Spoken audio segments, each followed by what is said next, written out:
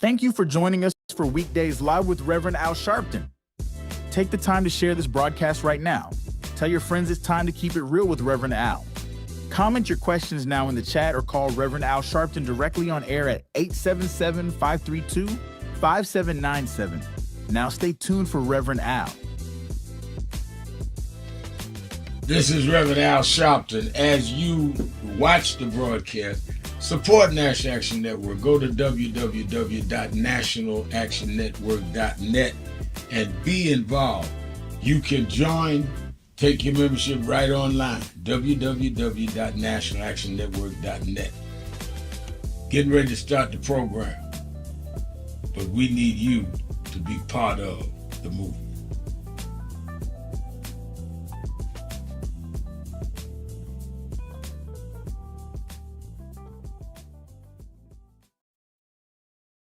That I want to end.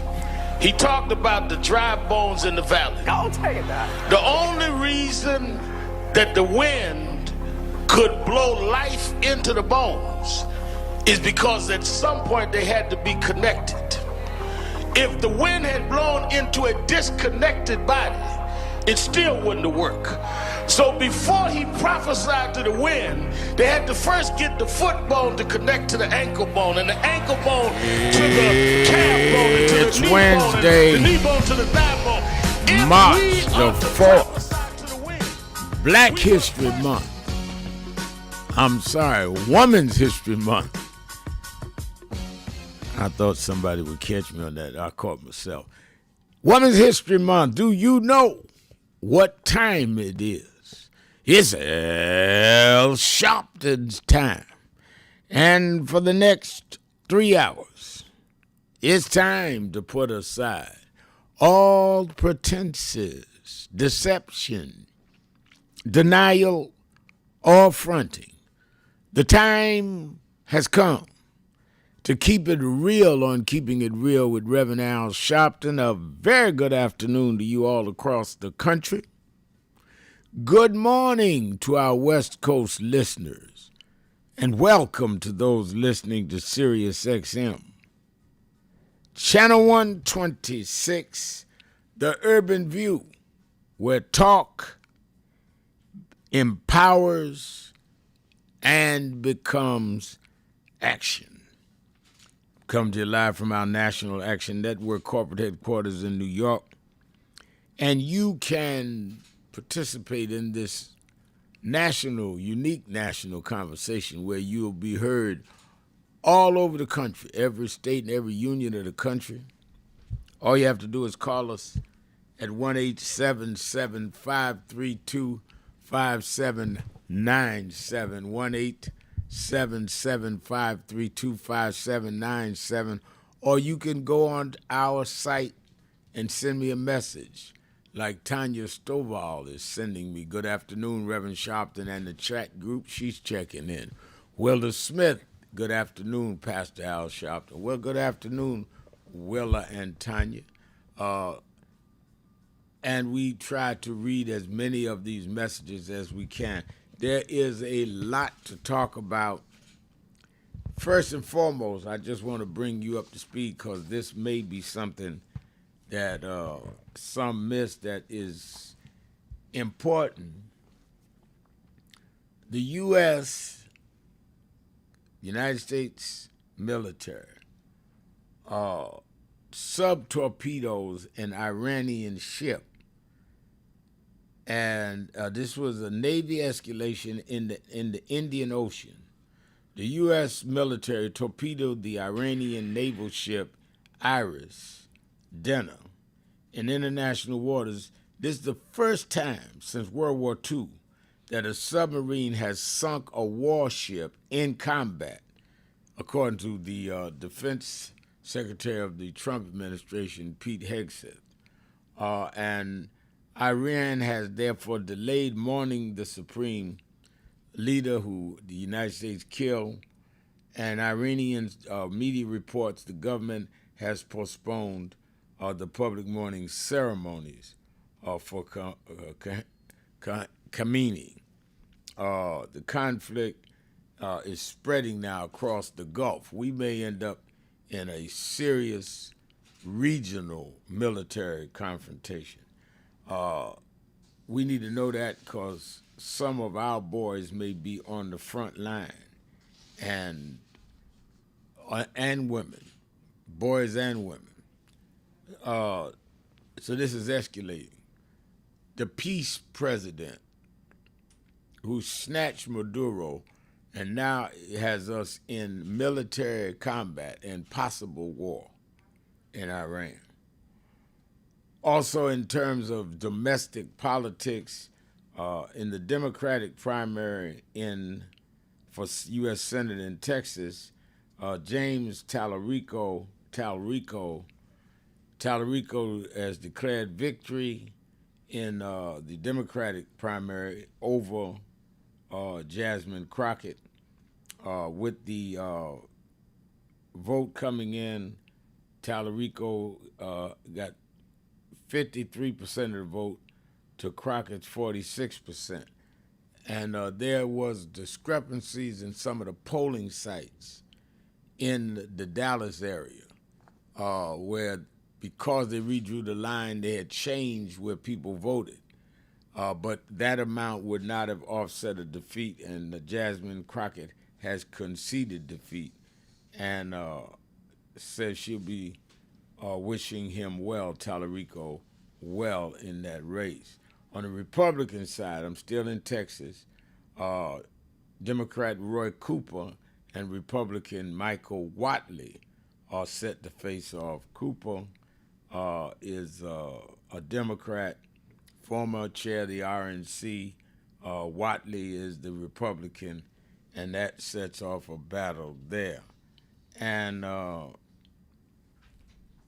something that really caught my eye this morning, I think it's amazing,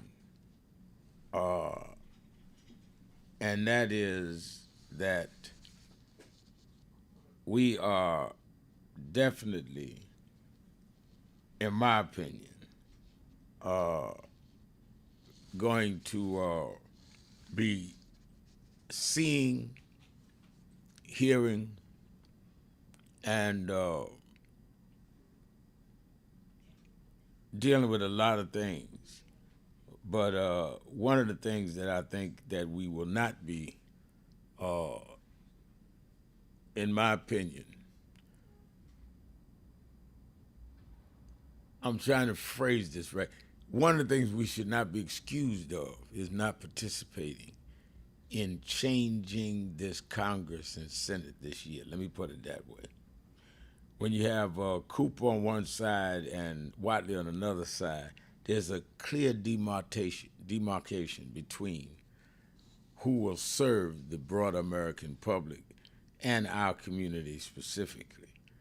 Also, I don't know that many of you saw the Homeland Security Secretary Kristi Noem given several opportunities yesterday to apologize and take back her saying that the two victims killed by ICE agents in Minneapolis, Renee Nicole Good and Alex Pretty, were domestic terrorists, and she would not apologize for it, wouldn't take it back. It is this kind of administration, they do no wrong, even when it's obvious that they do wrong. And lastly, the nation is preparing for the final homegoing services of Reverend Jesse Jackson. That will be the public homegoing services going to take place Friday at the House of Hope. The doors open at 9 a.m. And speakers will include, of course, the mayor and others, the governor and others, and of course the former presidents Bill Clinton, Barack Obama, and Joe Biden are expected to attend. I've been asked to give words as well, and we intend to be part of those services on this Friday in Chicago. And Saturday will be the homegoing invitation only at Rainbow Push before the burial. And then some of us will move on to Selma. I have the distinct, I will say,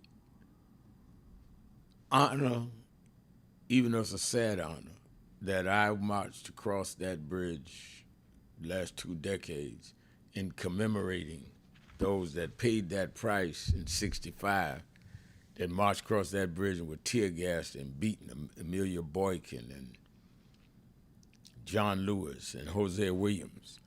And it was the drama of that march that led to Martin Luther King coming into Selma and leading the march 10 days to Montgomery. It was that drama that led to the Voting Rights Act of 1965 that is now at risk.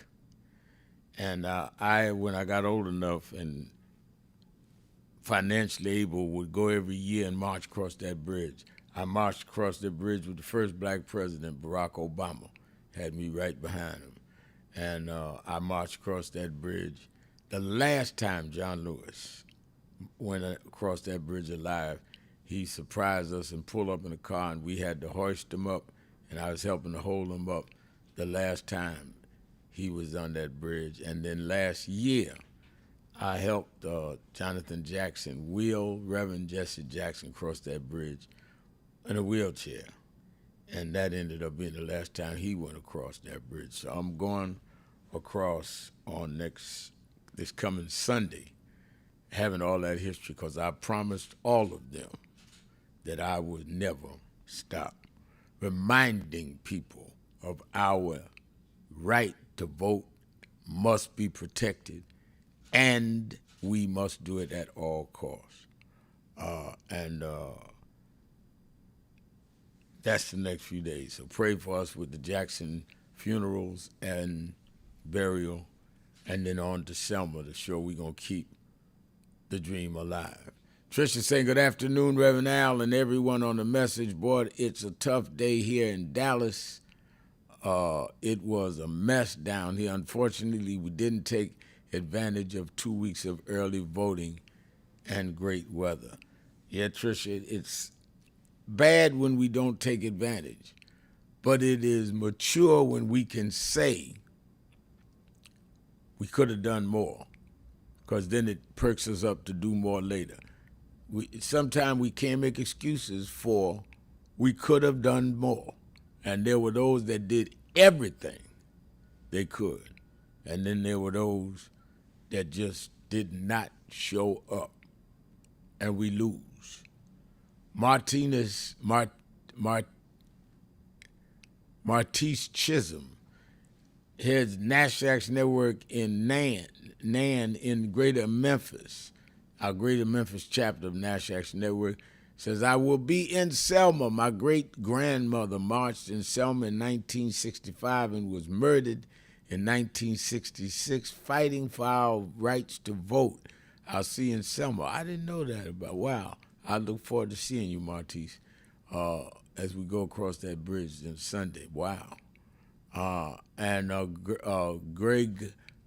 George Gammons says, I'm watching from Chicago, Illinois, share. And Frank Brown is saying, by any means necessary. Okay. And Center for Human World Culture saying, none can protect what they do not control. Unity. I totally agree with that. And Gammons also says Sunday is his 47th birthday, March 8th. All right, so we got a lot to talk about. Let's open up the phones at 1-877-532-5797, 1-877-532-5797, 1-877-532-5797. Sharpton, keeping it real. Be right back.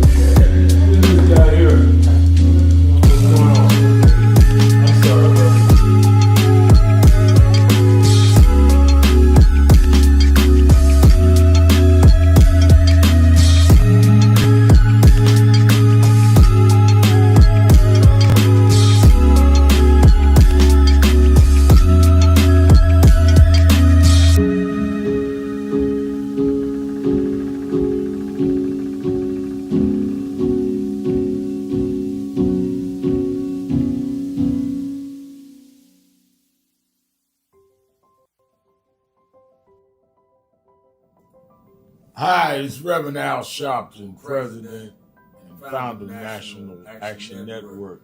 We are at the very end of 2025, and I want to first say that I want to thank all of the officers, chapter leaders, regional directors, national staff, and certainly National Board of National Action Network for a solid and absolutely incredible year in 2025. Despite the fact that we are under assault, voting rights, diversity, equity, and inclusion, the battles globally where we're seeing Nigeria and Venezuela attacked, and on and on and on.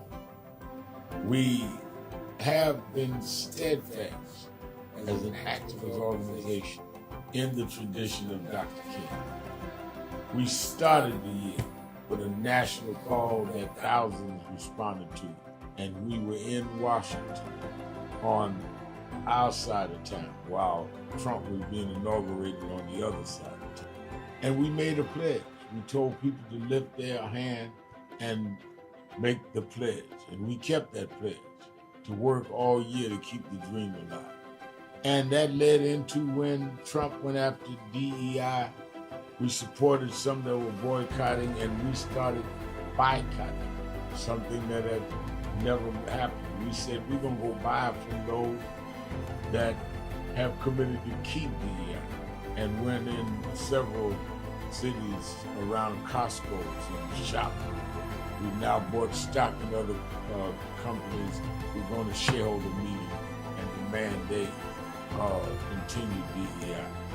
We've had a sensational National Action Network convention covering the span of activity, from political empowerment to education, to how we deal with the Black church, how we deal with Black women development that has to deal with both discrimination based on gender and race. And of course, we came to Wall Street by the thousands and marched in late summer on the anniversary of the March on Washington. And people thought you could not get people out, and they came from all over the country. And we marched on Wall Street and had an enormous turnout. The only mass Black march, Black-led march this year.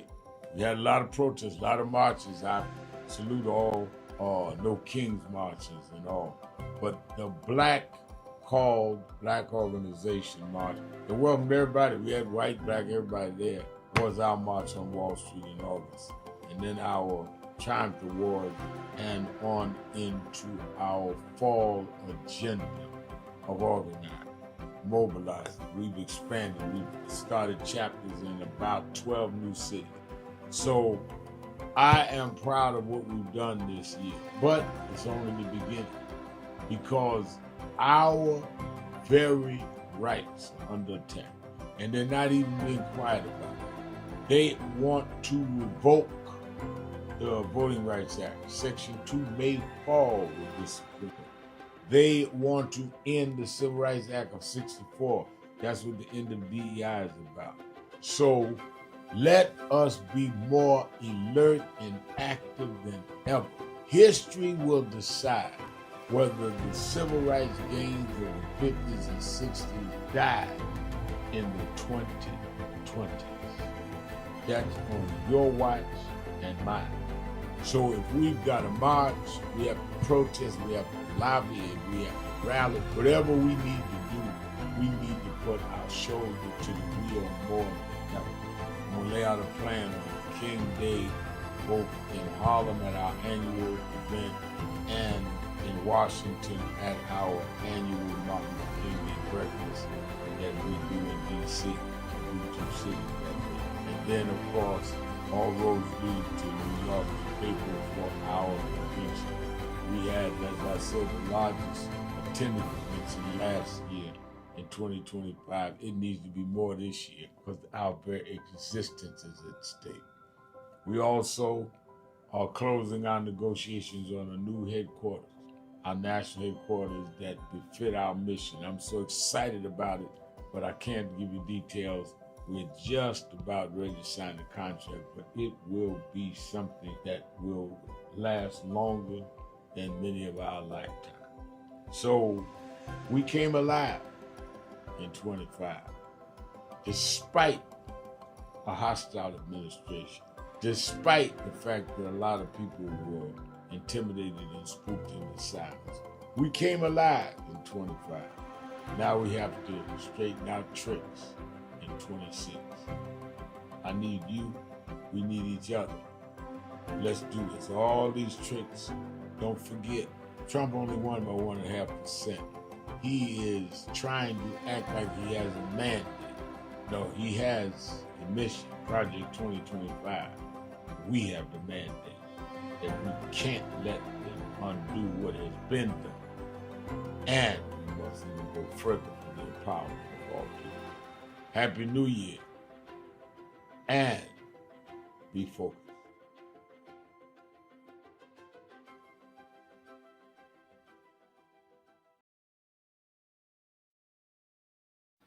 Around this is so wicked. Now they're going to, they released last night a memo that said that the FBI was investigating good. They're trying to come up with something on the victim. Not they gonna investigate who shot her. The ICE agent shooting in the head 3 times. They're gonna investigate her. And you wonder why we need movements. You wonder why we need to stand up. Hakeem Jeffries was here Monday. Why we need to deal with this midterm election. Well, Reverend, I get calls on my radio show every day. Well, I don't see where voting changed them. Well, all right. Let me tell you where, if they lose the Congress this year, where it changes. The Speaker would be Hakeem Jeffries, who grew up right here in NAN, as he said on Monday. The Speaker decides then the calendar for the legislative session. The chairs of the committees become Democrats. Keeping it real. So the Judiciary Committee, now watch this. I am your The host, chair of the Judiciary Committee. Reverend Al Sharpton, and we're back. 1-877-532-5797.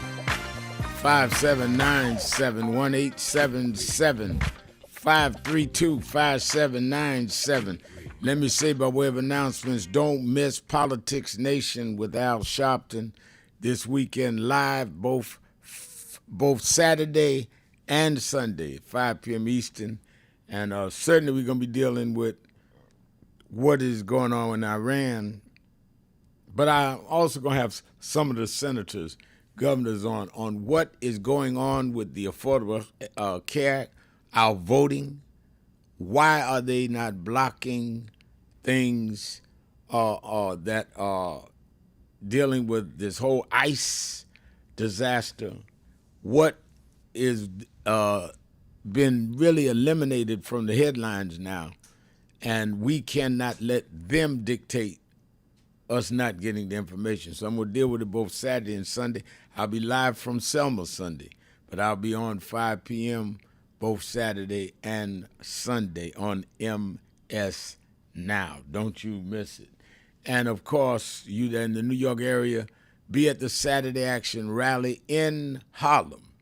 And in Women's History Month, we're staying for a couple more weeks at Mother AME Zion, the historic AME Zion Church Frederick Douglass spoke at. Paul Robeson was a member there, and his brother was one of the pastors throughout the century and a half that they've been there. And we are there Saturday, 9 a.m. to 11 a.m., and then you can, of course, watch it live on Impact TV or on nationalactionnetwork.net. And then, of course, the National Action Network Convention. You that have not registered, I do not think we've closed registration yet, but we're very close to. And I'm going to release definitely next week, the name of many of our keynote speakers, plenary speakers, and others on next week. But it's free. But sign up, register so you guarantee the seat.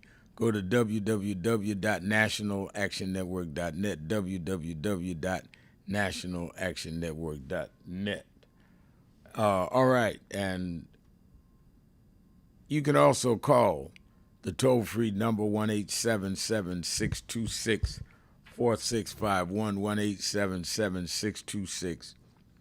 1-877-626-4651. When you look at the climate in this country and what is going on in Iran, what happened with grabbing the head of state in Venezuela, what is going on in the fact that the Senate and the Congress has not been able to come to terms with a bill to preserve health care, so premiums are skyrocketing. With the whole question of what's going on in Iran has skyrocketed gas prices. And if there ever a time we need to come together, now is one of those times. And we keep saying we need to get together, but that's what National Action Network's convention does. We have people at the highest level of government and people that are in the communities on the ground. And you don't have to pay for nothing. If you ever went to a convention, you need to come this year. We have got to bring out the vote. And we have to be ready for the tricks. I said the name of this convention is Straightening Out Tricks in 26, because they played that in Texas yesterday. It might not have been enough for Jasmine Crockett to win, but it was indicative to show that if people don't know what the district's lines have changed, they will go to vote and their voting site will have changed. We need to deal with that information. That's why you need to be at the convention. You need to be a part of learning how to do what we need to do. And that's just for real. Let me go to, I saw some things on live, on the message board. Okay. Roderick McCoy says, let's use the Texas election as a lesson to make sure we find out exactly where and how and who we need to vote for. Don't wait until the election day. Roderick is right. Learn from what happened. Don't just talk about this happened, that happened. Learn from it so we can change it in November, because we got too much at stake here. And Anita Bracey says, I've read a lot of comments on other sites that folks in Texas are mad about Representative Crockett's loss and will not show up in November, giving 45, 47 exactly what they want. Remember, he loves the stupid. Absolutely, he loves the stupid, Anita. Let me get this right.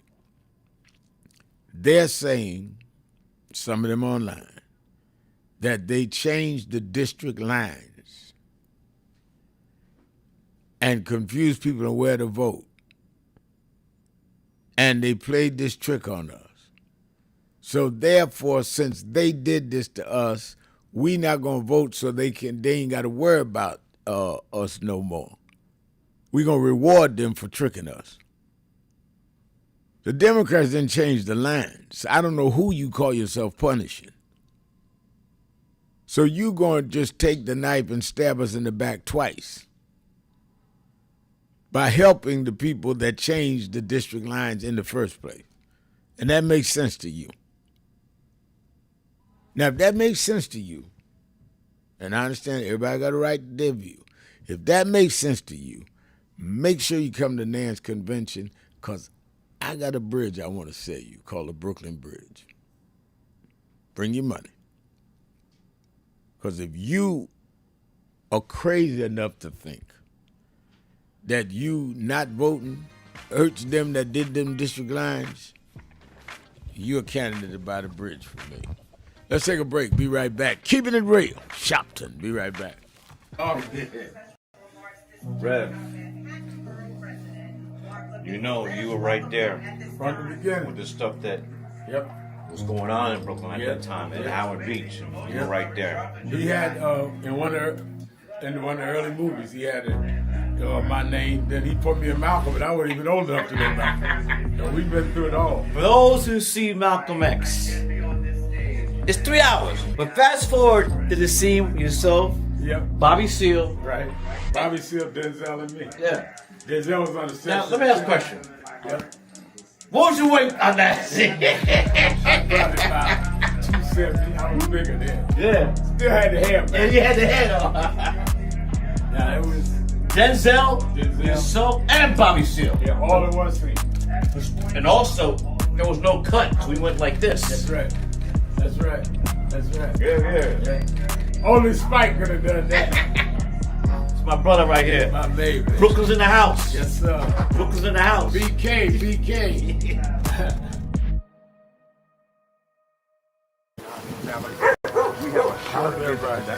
So we just wanted to greet you all and thank you for allowing us in. Yes, sir. We was here. They were on the plantation. Our family was on the plantation. Wow. And that's, of course, that's the slave house. That's one of the slave houses. Sir, it's been 13 years. That's right. Good to How see you been? Doing fine.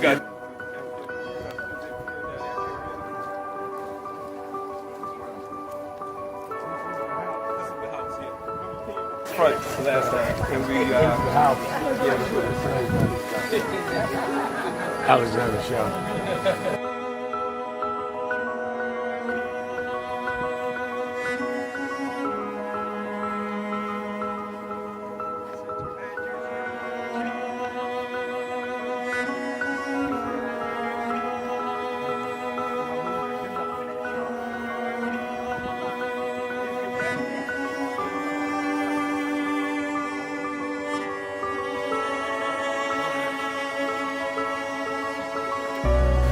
How many slaves were staying there? I have no idea.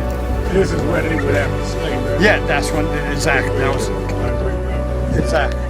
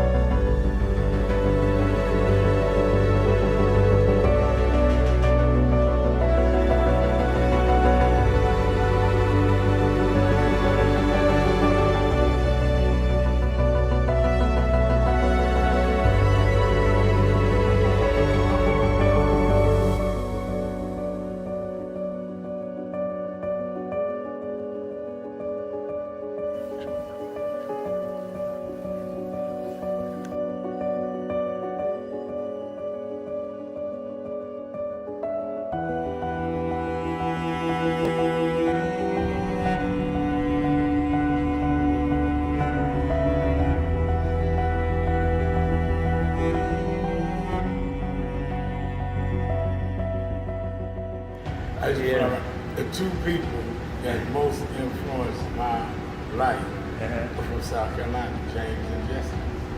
Jesse right up the road with me. I went over his mother's funeral. Jesse walked me to my mother's casket. From South Carolina. That's the balance of my life, James.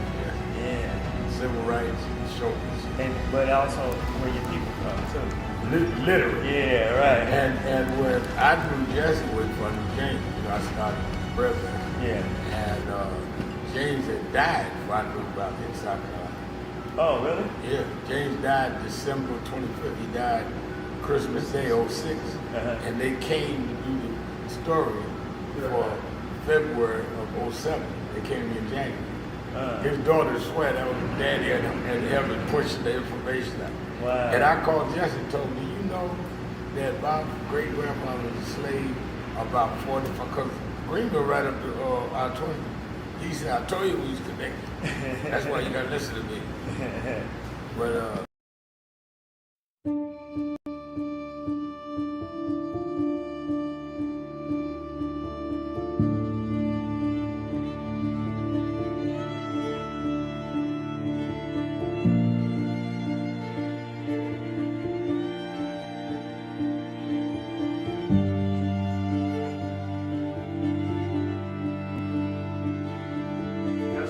Robert Culp used to do a show with Bill Cosby, I Spy, and he did a documentary on breadbasket, Robert Culp. Oh, wow. You need to see that documentary. It's great. Absolutely. I lived this. I didn't read this. I was there. You true to this? I'm true to this. Not new to this. I ain't new to this. Vote to phone true. He was, Jack O'Dell was one of the guys that Kennedy warned Dr.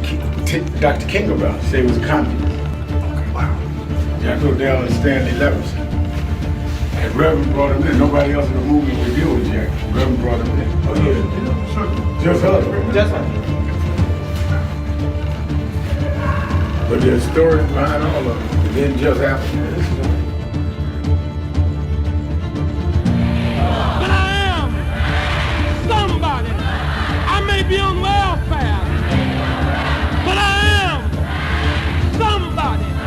I may be in jail, but I am somebody. I may be an educator, but I am somebody. Black, beautiful, proud. I must be respected. I must be protected. I am somebody. Come today. I see the Reverend Jesse Jackson is here. Lord, we thank you for the Reverend Jesse Jackson. I see the Honorable Maxine Waters is here. We thank for Maxine Waters. You see the Reverend Al Sharpton is here. We thank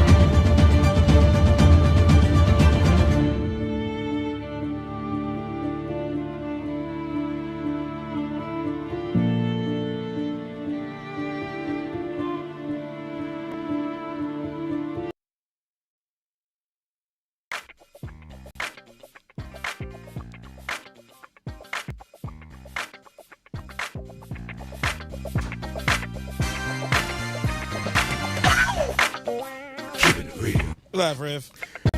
Keeping it real, keeping it real. I'm your host, Reverend Al Sharpton, and we're back.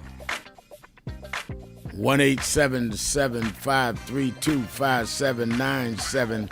1-877-532-5797.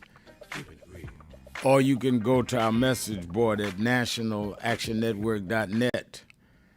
And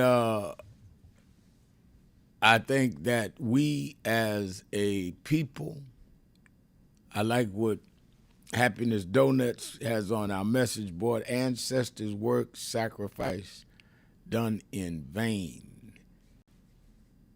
If we don't do what we're supposed to do, we're spitting on the graves of our ancestors. And I'm not dealing in hyperbole. I'm talking about ancestors that were beaten, jailed, and some killed to give us the right to vote. I mean, I want you to think about this a minute. Because sometimes it's rhetoric and people clap and that's it. Think about this. People gave up their life, gave up their evenings at home eating dinner. They had families too, just like you.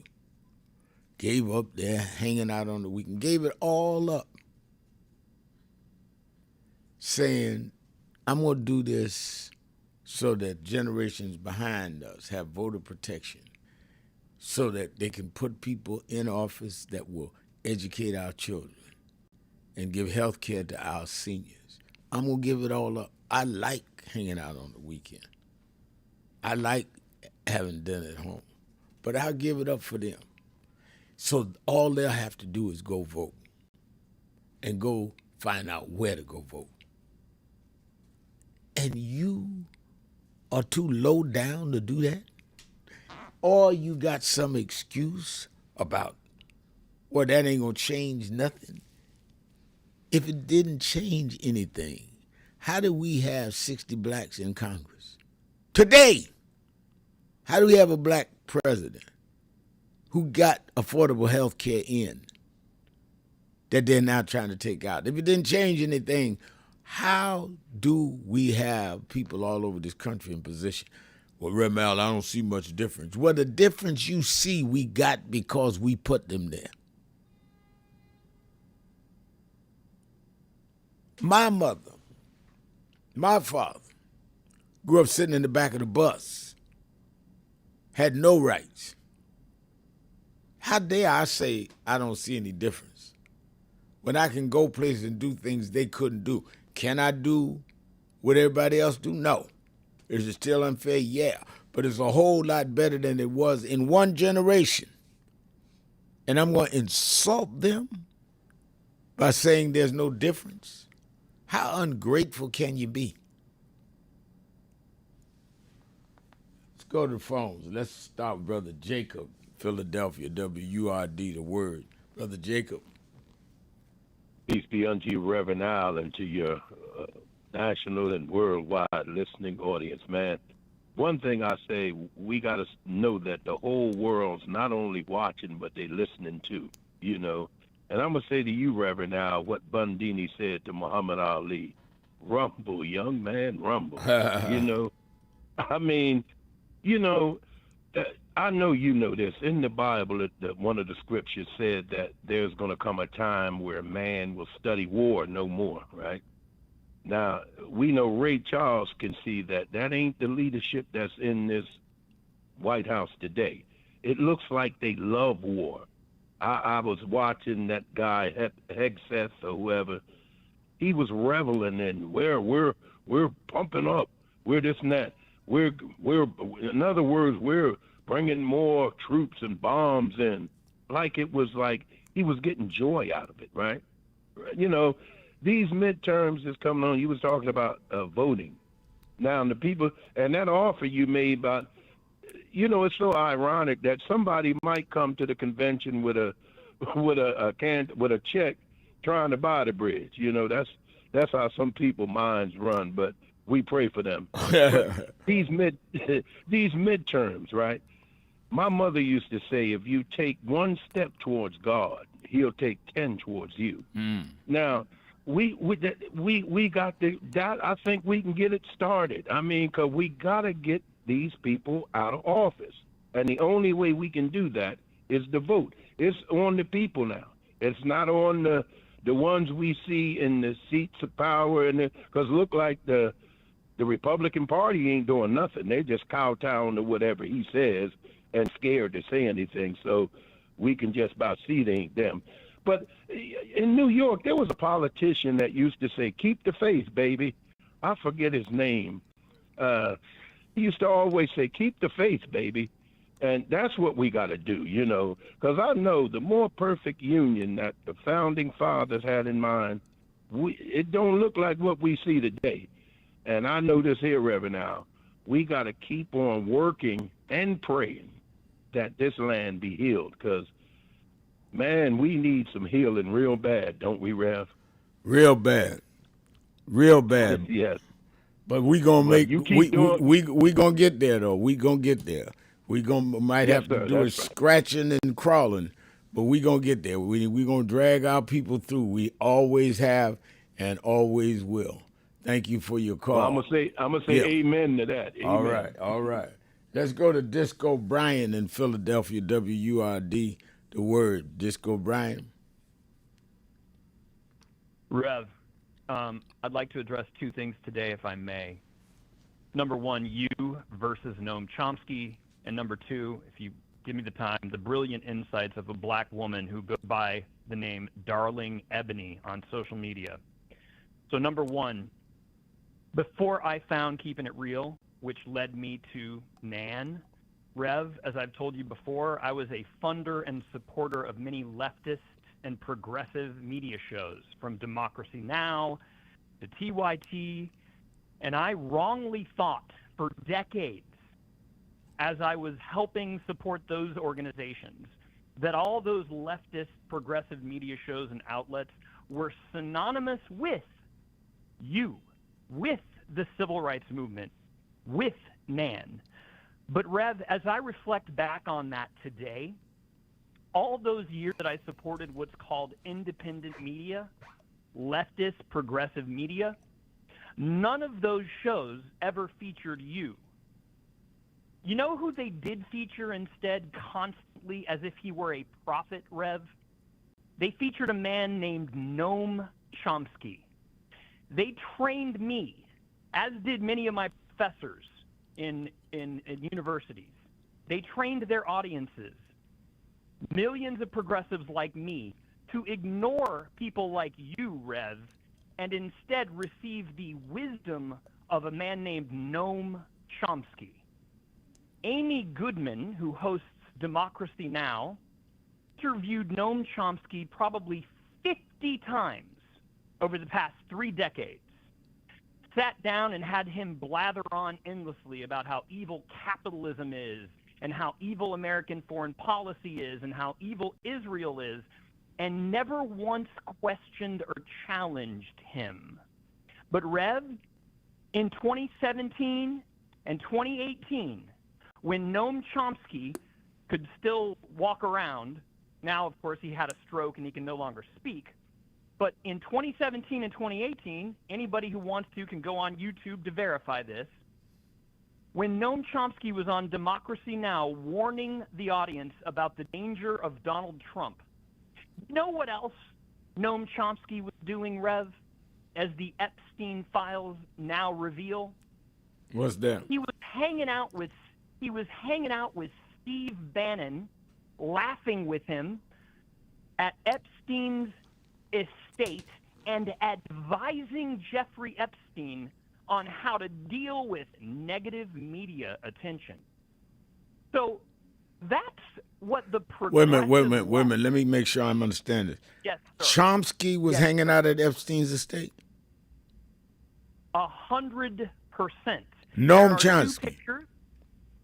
Noam Chomsky. The one picture is of Noam Chomsky with his arm around Steve Bannon, a picture taken by Jeffrey Epstein of the two of them together laughing in the year 2016, 17, or 18. And then another one, Rev, shows Noam Chomsky on Jeffrey Epstein's Lolita Express plane. There are 2 pictures of the two of them together with Epstein and Chomsky just kicking it, just talking, looked like in depth. So, and there are emails that have come out where Noam Chomsky is coordinating when he is going to meet with Jeffrey Epstein and Woody Allen. And I mean, Rev, it's the stuff of nightmares, as you can clearly hear. So that's my first issue today. I want to apologize for taking so long for myself, a longtime white leftist, to finally find the actual progressive movement in NAN due to the poison of what's called progressive media like Democracy Now! So that's number 1, Rev. Number 2, Darling Ebony is her tag. That's her handle. A black woman whose clarity has been as foundational for my own journey out of that confused white left contradiction and into my proud support for National Action Network. She has laid out a long pattern. She has been yelling since 2000 about young black folks and their white leftist friends because she says, just like white MAGA, many white leftists ultimately aim to decrease black political power, especially black women's power. She says they attack a black politician as, quote, APAC or weak or old. And when called out, what they do, white leftists, they point to another black politician, let's say Ilhan Omar, or a brown politician like Rashida Tlaib, who's more palatable, until that person seeks more power. Case in point is Jasmine Crockett. Darling Ebony says they praised her when she was taken down MAGA in hearings, and then started the, quote, I appreciate her, but mischaracterizations once she ran for Senate. And she connects it to Hakeem Jeffries, saying post-2024, they added the leader Jeffries, to the target list. And when black people ask the simple question, hey, what's your plan after Trump wins, and we get a Trump-Netanyahu pairing, Well, what do? They talk over us, black Democrats, and never answer. Her bottom line is blunt, verbatim, Rev. Young black people need to think only about black people and black interests.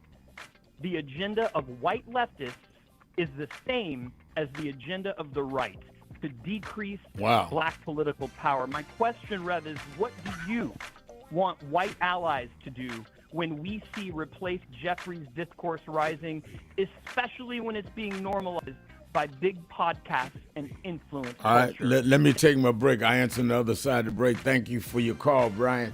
We're going to take a break. This is getting thick, and that's the way we do it, because we keep it real right here. Sharpton. Be right back.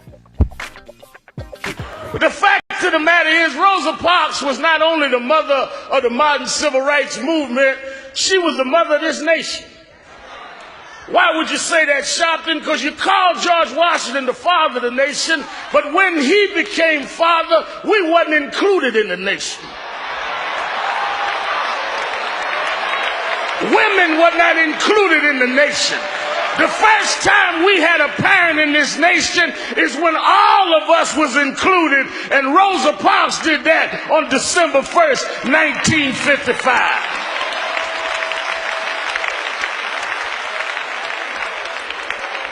I heard somebody say Jim Crow is who she fought, and Jim Crow is still around. But Jim Crow is old. That's not who I'm mindful of today. The problem is Jim Crow has sons.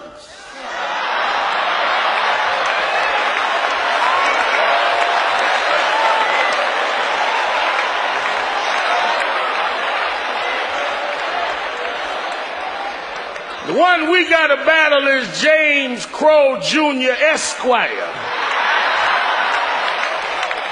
He's a little more educated. He's a little slicker. He's a little more polished. But the results are the same.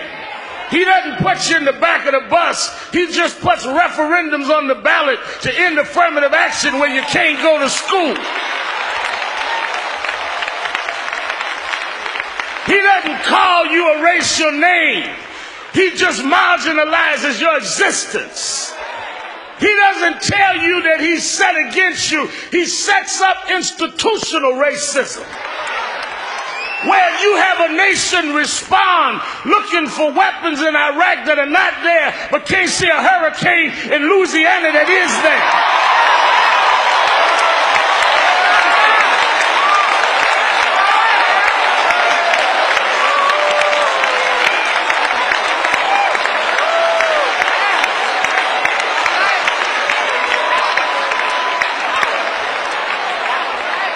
James Crow Jr. Esquire.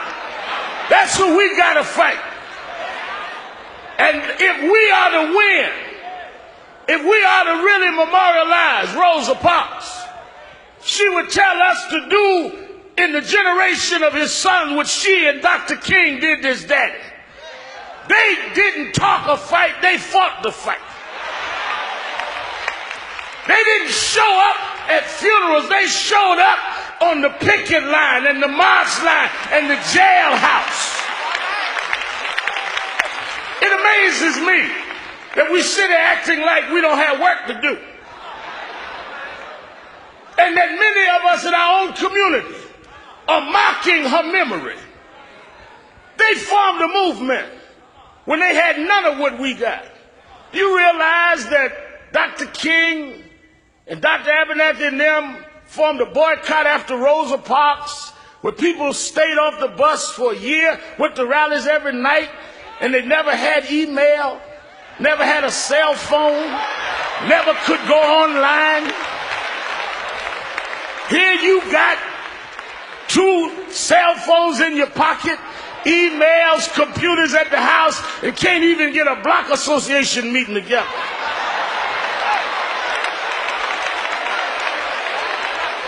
We've got so much more that they gave us, and we're doing so much less with it.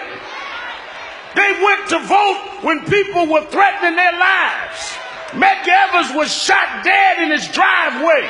Left 3 children inside that never knew how it was to have a father in their adult years. Died to give us the right to vote. Pregnant women marched through the streets of Birmingham. They sick police dogs on them to give us the right to vote. 4 little girls bombed in a church in Birmingham, Alabama to give us the right to vote. And here you are 40 years later in Detroit, Michigan. No dogs biting you, no bombs going off, no bullets, too lazy and ungrateful.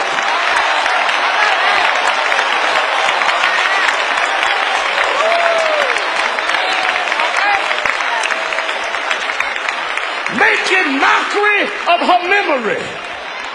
Making mockery of her memory. Nobody should have to beg you to vote.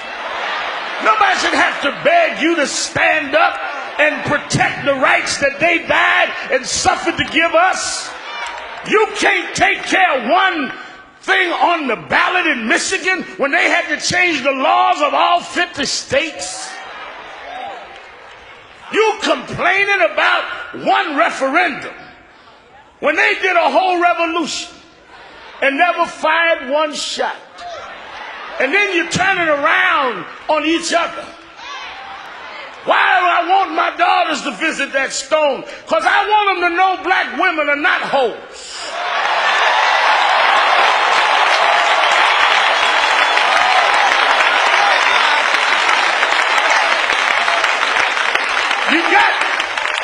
You have music companies selling misogynist records to our children. Black womanhood was Rosa Parks sitting in dignity. She wasn't break dancing. She wasn't talking about pimp me out. She made the world respect her people.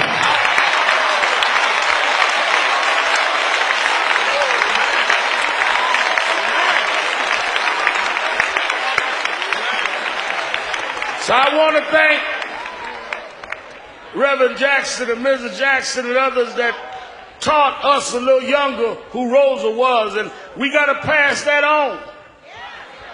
And I want to challenge everybody here today that when we leave here, you ought to make a Rosa resolution. You ought to make one commitment in her name to yourself. That you won't either join some organization or you won't stand for some policy. You ought to make a Rosa resolution. You ought to resolve that you're going to do something that'll make a difference because we're here because she made a difference. Most people come and go and we never come to say goodbye because their hellos didn't mean anything to us. But we're here because she touched every one of us. And we need to make a Rosa resolution. I said to some of the young rappers the other day talking to me about, well, you get on us about calling women out their names. I said you need to come and know the story of a dignified woman. They make the excuse, Mayor Kilpatrick said, well, you know, we love Aretha and that generation, but we just kick it like we see it. We just mirrors that reflect what we see. But there's something strange about that. I use a mirror every morning. But I don't get up out the bed, hair all over my head, sleep around my eyes, slobber around my mouth, walk outside talking about I'm going to keep it real. Mirrors are not only to reflect what you see, mirrors are to correct what you see.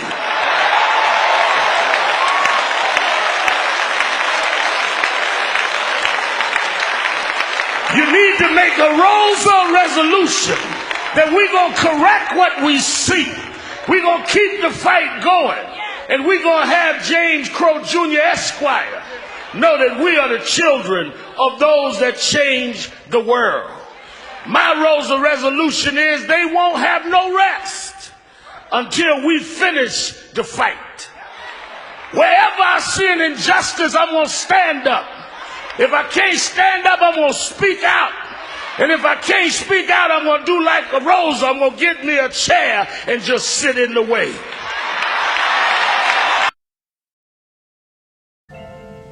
I thank God I was blessed to have both in my life, both historic, strong figures. But if I misused them and listened to not only figures that are not as historic as them, but figures that had nothing to do with the calling and purpose of my life, I would live confused. I'd be double-minded. I'm clear. And what I want you to do is be clear. Clear on who you are, why you are. And a lot of that will be exposed to you and others by who you are around and who you allow to enter your head. Keep people at a distance that only have a distant and unclear vision of who you are and who you are supposed to be. They could be your blood relatives, but they could not be the ones that accompany you toward what you ought to be about tonight. Everybody good to you ain't good for you. Everybody that makes you laugh, Keeping it real, sometimes keeping end it up real. making you a joke. I am your host, Reverend Al Sharpton, and we're back. 1-877-532-5797, 1-877-532-5797. And of course, you can go to the message board at www.nationalactionnetwork.net. And Betty Jones 7722 says some of our people didn't vote and some voted for Tallarico. People keep talking about Dallas County, and you should know where a vote at was simple. I hope everyone early votes next time. Okay, I agree with that. And Tanya Stovall says, we have to keep up the fight for our voting rights. We cannot give up or into GOP mess, and that is for real. Let's go to the phone. Let's go to Dallas, Texas, to Leon. Leon, you're keeping it real with Al Sharpton. Reverend Al? Yes, sir. Okay. Good afternoon, Reverend Al. Good afternoon. Okay. Yeah, we were talking a couple of months ago about the Tallarico Jasmine Crockett, competition. And I mentioned that I kind of thought that it was going to be harder for Jasmine Crockett because this is Texas and a heavily Latino state. And as we witnessed with the presidential election, Latino culture doesn't lean away from the white person. It leans toward them. And even though African Americans are, according to the numbers I get, in the millions here in Texas, the state with the largest number of African Americans, registered Democrats, the culture of African Americans here is not the same as the culture of Latino Americans. And what I mean by that, when it comes down to overarching issues, they coalesce more so than we do. We need to be more politically astute from Generation Z, X, Y, baby boomers, etc., than what we are. We need to roll our culture back, a paradigm backwards to when we were aware of what was going on politically and how it was going to affect us. And this is just another incidence of how we need to work on that. Now, I want to talk a little bit about the war. I wanted to get on last Friday, but you didn't have enough time for me because I saw where the embassies were, the State Department telling people to leave the American embassies. And normally that's a precursor to something going to happen. So now it's already They were telling the Americans to leave the embassies over in that area of the world, just to be clear, right? Okay. Right. And that's normally a precursor that, well, something's getting ready to happen. Right. And so what's happened now is, well, remember we had an agreement during the Obama administration to monitor the Iranian nuclear program. Well, Trump dismantled it.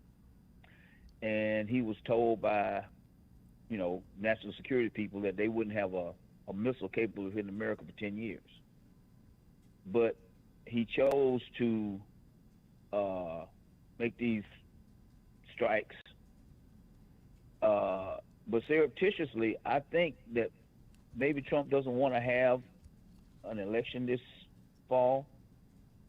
And if he gets an opportunity to use this as a method to, well, I'm going to suspend the elections until, we get this thing straightened out, I wouldn't be surprised if he tries that. So I'm trying to get ahead of that so that we can be aware that he might try this tactic. Because when you start looking at what he's saying and what he's using to justify it, the reasons aren't rational. And when you're talking about a country with 90 million people, 1 million soldiers, you're not going to affect them with just dropping bombs, because they've been fighting wars for centuries. And to me, it seems like it's just something disingenuous about this whole war thing. I don't see how it's going to resolve a different political climate in Iran. Seems like to me it's going to make us over here in America less safe, because these lone wolves can come out all out of the woodwork and just drop us.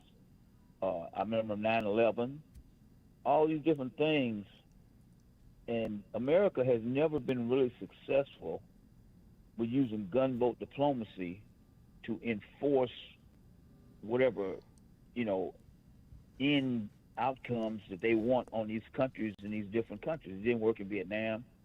It didn't work in North Korea. It didn't work in Iraq. I mean, you still have problems. It's not working. And so I don't think that we need people in power who are going to just send your kids and my kids over there to fight in a war that actually, it's not going to be winnable without a lot of casualties, if it's winnable then. So I just hope we understand that this thing can be used for other purposes other than what they're telling us, because they keep telling us one. As I looked at you when you were on television yesterday, they tell us one thing, and the Secretary of State says something else. Trump says something else. The Defense Secretary says something else.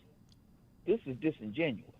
Very. And we don't need another Iraq 10-year conflict where there was weapons of mass destruction, and after 10 years nobody found a single weapon. What do you think? I think you're absolutely right, and thank you for your call. As I did say that on television, 22 years ago, I ran for president. George Bush was president, and I ran in the Democratic primaries, and there were about 8 or 9 running, and I was the first one, and then one joined, that said there are no weapons of mass destruction. 22 years later, they still haven't found no weapons of mass destruction. Saddam Hussein killed, all that. And here we're going through the same nonsense that they had some nuclear material that was a threat. Then somebody, well, no, they really didn't have it, but they could have it. This administration is giving out 3 or 4 different narratives about the same threat. Rubio, the Secretary of State, said, well, no, we went because we felt they were getting ready to attack Israel, and when they attacked Israel, they knew the United States was going to defend Israel, so we wouldn't attack us. They would then have to attack us, so we preempted them by attacking. Trump said, no, we didn't do that. We went at them because I felt they was going to attack us, not Israel. I felt they were getting ready to attack us. They were stalling in negotiation. So they done told 3 or 4 different stories. And somebody, as I saw the on the message board, I wanted to read that. Yeah, I like this. Joanne Kemp says Trump was more interested in his gold curtains than the 6 dead soldiers. What Joanne's talking about, in the middle of a press conference a few days ago, Trump went to the back of the hall he was standing and started looking at the curtains and telling people how beautiful the curtains was and how beautiful the ballroom's going to be. He is yet to show that attention to 6 soldiers that get killed in Iran based on his policies. I ain't talking about 6 activists. I ain't talking about 6 Democrats. Soldiers. This is the kind of ruthless, insensitive administration we under. And you got the nerve to sit down and not vote to get us up out of here? Yeah, they changed some of the voting sites. So go to the next site. Because believe me, if they stay in power, all of us are going to wish we had done what we needed to do. All right, let's take some more calls and messages after the break. 1-877-532-5797, 1-877-532-5797. Sharpton, keeping it real. Be right back. So who is Al Sharpton anyway? Who is this 33-year-old preacher without a church? A number of black New Yorkers as well. He is little more than a pudgy exhibitionist who can be counted on to show up, bullhorn in hand, at every racial incident.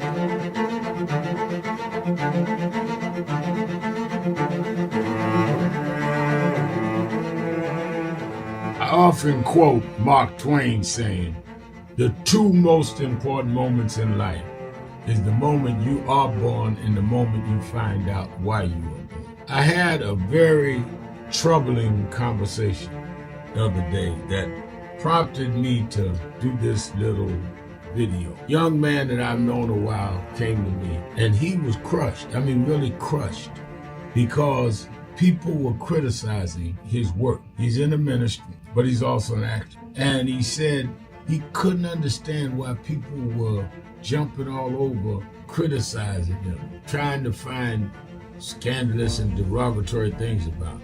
And I told him, I said, you know, you very young. You don't know the road I've traveled. They call me everything but a child of God. A blabbermouth, a loudmouth, too flamboyant, an agitator, a racist, I had to learn. Yeah, right. I was not defined by how others saw me. I was defined by how I saw myself and whether I was being true to myself. Some of you watching this don't like me. And it doesn't matter as long as I know what I'm doing and I like me for being real. So I'm doing this video to say to you, whoever you are and whatever you do, you may not be in ministry or social justice, none of this stuff, but don't live your life worried about opposition or people that don't like you. You can turn that around. Use me as an example. The same people that call me a scam artist, a con artist, a sellout, or racial hustler and all, I kept going. And the people I respected started respecting and publicly embracing my work. When Coretta Scott King, the widow of Dr. Martin Luther King Jr., had this to say about Al Sharpton.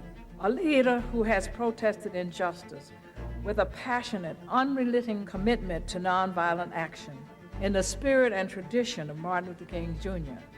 And I am talking about your leader, our leader, the Reverend Al Sharpton. The other thing that hasn't changed is the National Action Network's commitment to fight injustice and inequality here in New York City and across America. And that's not only a testament to Reverend Sharpton, it's a testament to all of you who are here tonight. First and foremost, to Reverend Sharpton. I saw him when he first came on the scene, and I have marveled at his tenacity, at the development of his intellect, and his devotion to our movement, and much he has contributed to the world we are experiencing. I am honored. And I must say that when I had my debate with Dr. King on the issue of the church and religion, he didn't warn me that after his departure, his space would be filled by another preacher, and that preacher would be Al Sharpton. All you want in life is people that matter to you to say you did all right. And more important, that you can look in the mirror and say you did all right. Thank you, Rev. Thanks for that introduction. Look, we've known each other for a long time. I'm grateful not only for your leadership and partnership, but quite frankly, more importantly, for your friendship. And thanks to all of you, members of our nation's most important civil rights organization. You have been, over all of your years, such an extraordinary leader. You are a voice of truth, a voice of conscience, a voice of practicality around what we must address and what we can do. And I thank you so much for your friendship. I remember that most of the youth around Al's age, he was about 12, wanted to be like Connie Hawkins, a great basketball player, legend, or Earl the Pearl, or Clyde Frazier. Al wanted to be like Adam Powell, a powerful preacher with a social justice gospel. He was very close to, at that time, to Reverend William Augustus Jones, powerful preacher and social justice advocate, and Reverend Gardner Taylor State right down the street, and Bishop Washington, whose church he came from, and Reverend Sandy Ray. He wanted to be like these giant preachers. He wanted them to have the edge, however, of the King's social justice dimension. He wanted to be like them, now he's one of them. Perhaps taller than most of them because of the risks he has taken and the reward God has given him with his gift. I remember so well that I first escorted him to jail. He was around 13 years old, with the jail fighting the ANP. He was in the lineage of our struggle. He grew up in it. We didn't just see him on TV one night. He didn't happen. He came bottom up, not top down.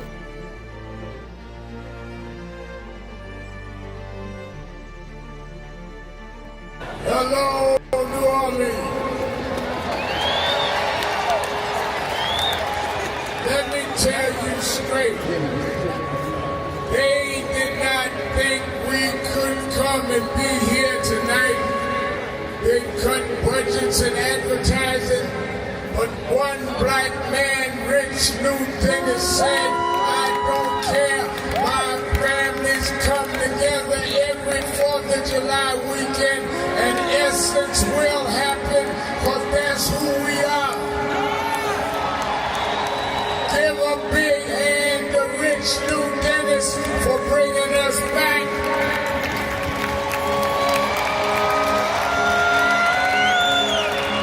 Why do we come? Because the essence of who we are is essential to what made this nation.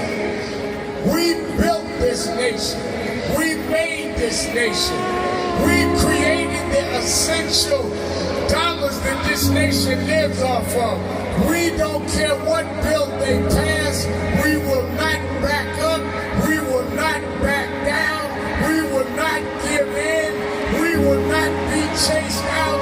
We don't care who's in the White House. We will organize our house by house.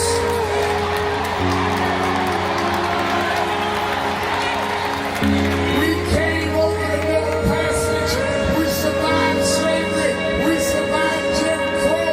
Don't you give up now. Don't you turn back now. Stand up, black man. Stand up, black woman. Reclaim your dignity. Reclaim your place.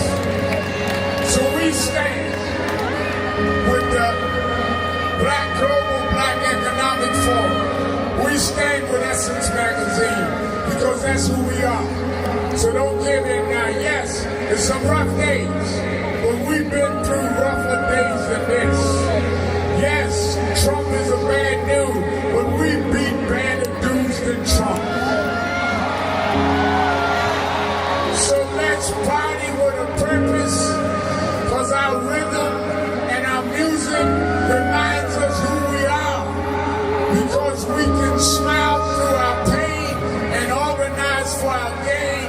Let's stand up and let's celebrate who we are. Thank you, God bless you.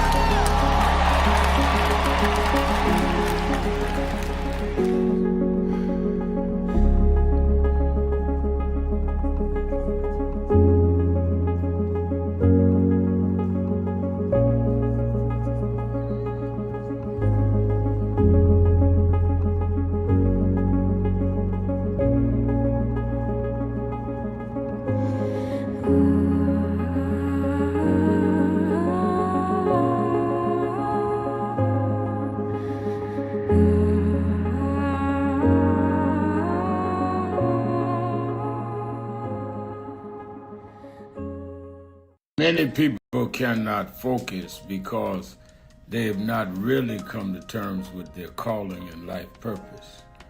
In order to focus, you must also be clear on what you're focusing on. So if you're not clear on your purpose, if you're not clear on your life's calling, then focus on seeking that. Because if you just read the ways and roads you traveled that you didn't even choose. I'm your host, Reverend Al Sharpton, and we're back. 1-877-532-5797, 1-877-532-5797, or go to our message board at nationalactionnetwork.net and go to our live stream. All right, let's go to Charles in Atlanta, Georgia. Charles. Hey, good afternoon, Rev. How you doing? I'm doing well. Good. So, as always, pray for your brother. Thank you for all that you've done for the sake of humanity throughout the 5-6 decades you've been at it, man. And it's it would be hard to fake it for that long, Rev, right? But hey, just know that you got people out here praying for you, and know that you're genuine, tried and true, and we thank you for that. And my condolences to the Jackson family. I know that that's a major loss for all of us, but I know you had a personal relationship with him, and I just want to continue to pray for you on that front. I appreciate that. I really do. Yeah, but I wanted to talk about the and I think the last two callers kind of touched on it as well. I know one called out of Dallas, but watching the Senate, the primary race there with Congresswoman Crockett, and it's really frustrating and disheartening to see. I mean, she's capable, intelligent. We all know that, but just really due to the ignorance and just the lack of engagement from not only our people, but I think there's a lot of underlying racism with it too, Rev, and just checking out these social media spaces and seeing how people want to address or disrespect her, I should say, right, is very disheartening. But looking at the pattern here, so we had with the presidential race with Kamala Harris, and they did the same thing, and now, Rev, with the primary, at least for that Texas senatorial seat there, but here in Georgia, at least Keisha Lance Bottoms, she's making a run. She's putting a bid in for governor. Right. They're starting with her. They're starting with her now. So there's definitely there's a machine or some force of resistance to. They really don't want to see black women in executive roles in this country. I want to summarize it that way, but yeah, there's definitely a concerted effort, and it's a mixed bag of people. We got some of our own people who, again, they fall into the ignorance. We got the underlying the racist and all of that. But again, I just really appreciate you continuing to fight and encourage us to fight. We're gonna keep doing what we can do to get over this hump. But I really would like for you to pay attention to, or just kind of dig in with what's going to. I'll say what's going to take place with Keisha Lance Bottoms, because it's going to be the same. It's going to be the same play from the same playbook that they've done with Crockett and they've done with Kamala Harris. But I thank you for the time, bro. Oh, I appreciate your call and your prayers. Thank you for your call. Let's go to Still Bill in Cincinnati, the Buzz. Still Bill. This is the day the Lord has made, and I will rejoice and be glad in it. Good afternoon, Reverend. Good afternoon. You are in rare form, and you made a typical mistake in the opening. That tells me right there that you enjoyed Black History Month just as much as I did. I did. I really did. Yes, and I mean, it's just a thing where we honor our heritage and we honor our black heroes, past and present. And I do mean past and present. And Reverend, you are the present, okay? And I definitely put you in that category of our black heroes. And, you know, I do want to give homage to Ray in Cincinnati, where he talked about last week of how Trump has a tendency to trump voters and supporters and everything and all this. Especially he gets on the air and he gets to talking and carrying on. And it's like the minute that he pauses, that, you know, it's like he looks for, you know, the supporters and all that to clap and pay homage to him. And it's just a bunch of bull, as always. You know, like I said, God is our president. You know, God is our judge and jury. But, you know, besides watching Politics Nation, I also watch this show called the Network News Department with Dee Dee Gadden, who hosts the show. And it's like, you know, I watch what Trump is doing with, you know, with war and all this. He ain't stopping no war. He's creating a war. But you know what? I'm going to end it right here and there. But you know what, Reverend? You keep doing your stellar job that you always do. And I'm looking forward to seeing your daughter one of these days, to where I let her know that I listen to Cheryl Lynn's Got to Be Real. And I will keep it real as always. All right. Thank you, Reverend. Thank Bye. you for your call. And I thank you for your call. Let me read on our message board. Tricia, 1989, she posted something that is worth me really making you listen to. She said the other shocking result from last night was Cornyn. I can say this: if Cornyn wins this runoff against the very, very corrupt MAGA Paxton, it will be an entirely different race for Tallarico. Now, reason why I think that's a profound statement by Tricia is that Tallarico will have one race if he's up against Paxton. Paxton's had legal trouble. Paxton's wife filed for divorce said it was on biblical grounds. I'm still trying to figure that one out, but all of that. So it'll be this young dynamo against this old crooked guy. Pretty easy to write the script on that. Don't know if it'll work, but it's an easy script. Cornyn comes off as a more reasoned, statesman-like, thoughtful guy, even though he's voted by his own admission with Trump about 20-something% about 90-some-odd% of the time, not 20, 90. So it would be much harder for Credo to be able to give the rational debate against Cornyn that he would give against Paxton, who's got all that baggage and is a real souped-up kind of guy that you would feel like he's guilty of a lot of the things they've accused him of. Cornyn knows how to behave reserved, statesmanlike, rational, and he'll try to play the adult against this youngster, this young upstart, who may mean well, but this is a grown man or grown woman's job.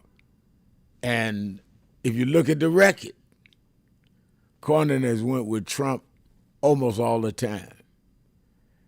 But it is going to be the image. A lot of politics is the optics.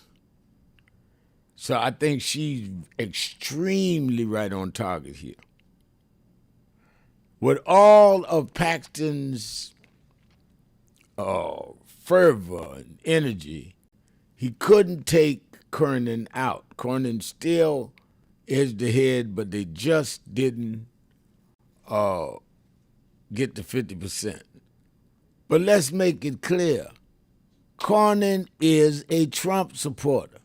Cornyn will continue to use that Senate vote to support Trump and Trump's policies. He may look more reserved, he may look more self-disciplined, but he is MAGA in a suit. He is MAGA in a suit. Let's take a break. Be right back. Keeping it real. Sharpton. Be right back.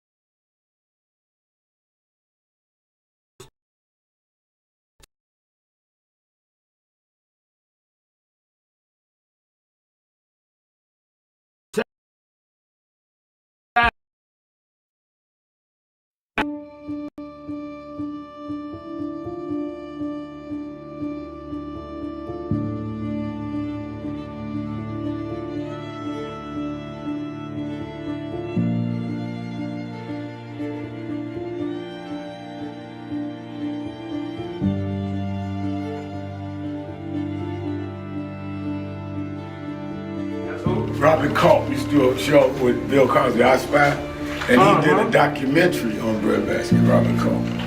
Oh, wow. You need to see that documentary. It's great. Absolutely. I lived this. I didn't read this. I lived it. I was there. You true to this? I'm true to this. Not new to this. I ain't new to this. Vote to phone Troy. He was, Jack Odell was one of the guys that Kennedy warned Dr. King about. Say he was a communist. Wow. Jack Odell and Stanley Levinson. And Reverend brought him in. Nobody else in the movement would deal with Jack. Reverend brought him in. Oh, yeah. Sure. Just us. Just us. But there's stories behind all of it. It didn't just happen. But I am somebody. I may be on welfare, but I am somebody. I may be in jail, but I am somebody. I may be uneducated, but I am somebody. I am black,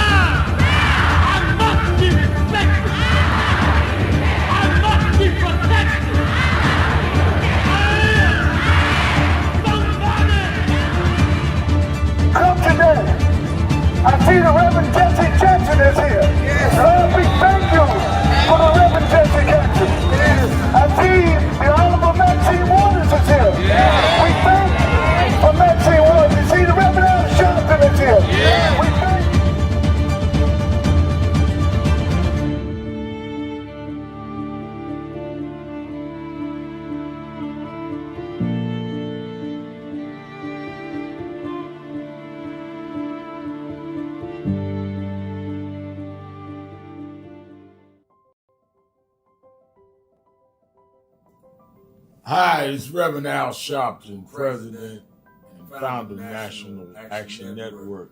We are at the very end of 2025, and I want to first say that I want to thank all of the officers, chapter leaders, regional directors, national staff, and certainly National Board of National Action Network for a solid and absolutely incredible year in 2025.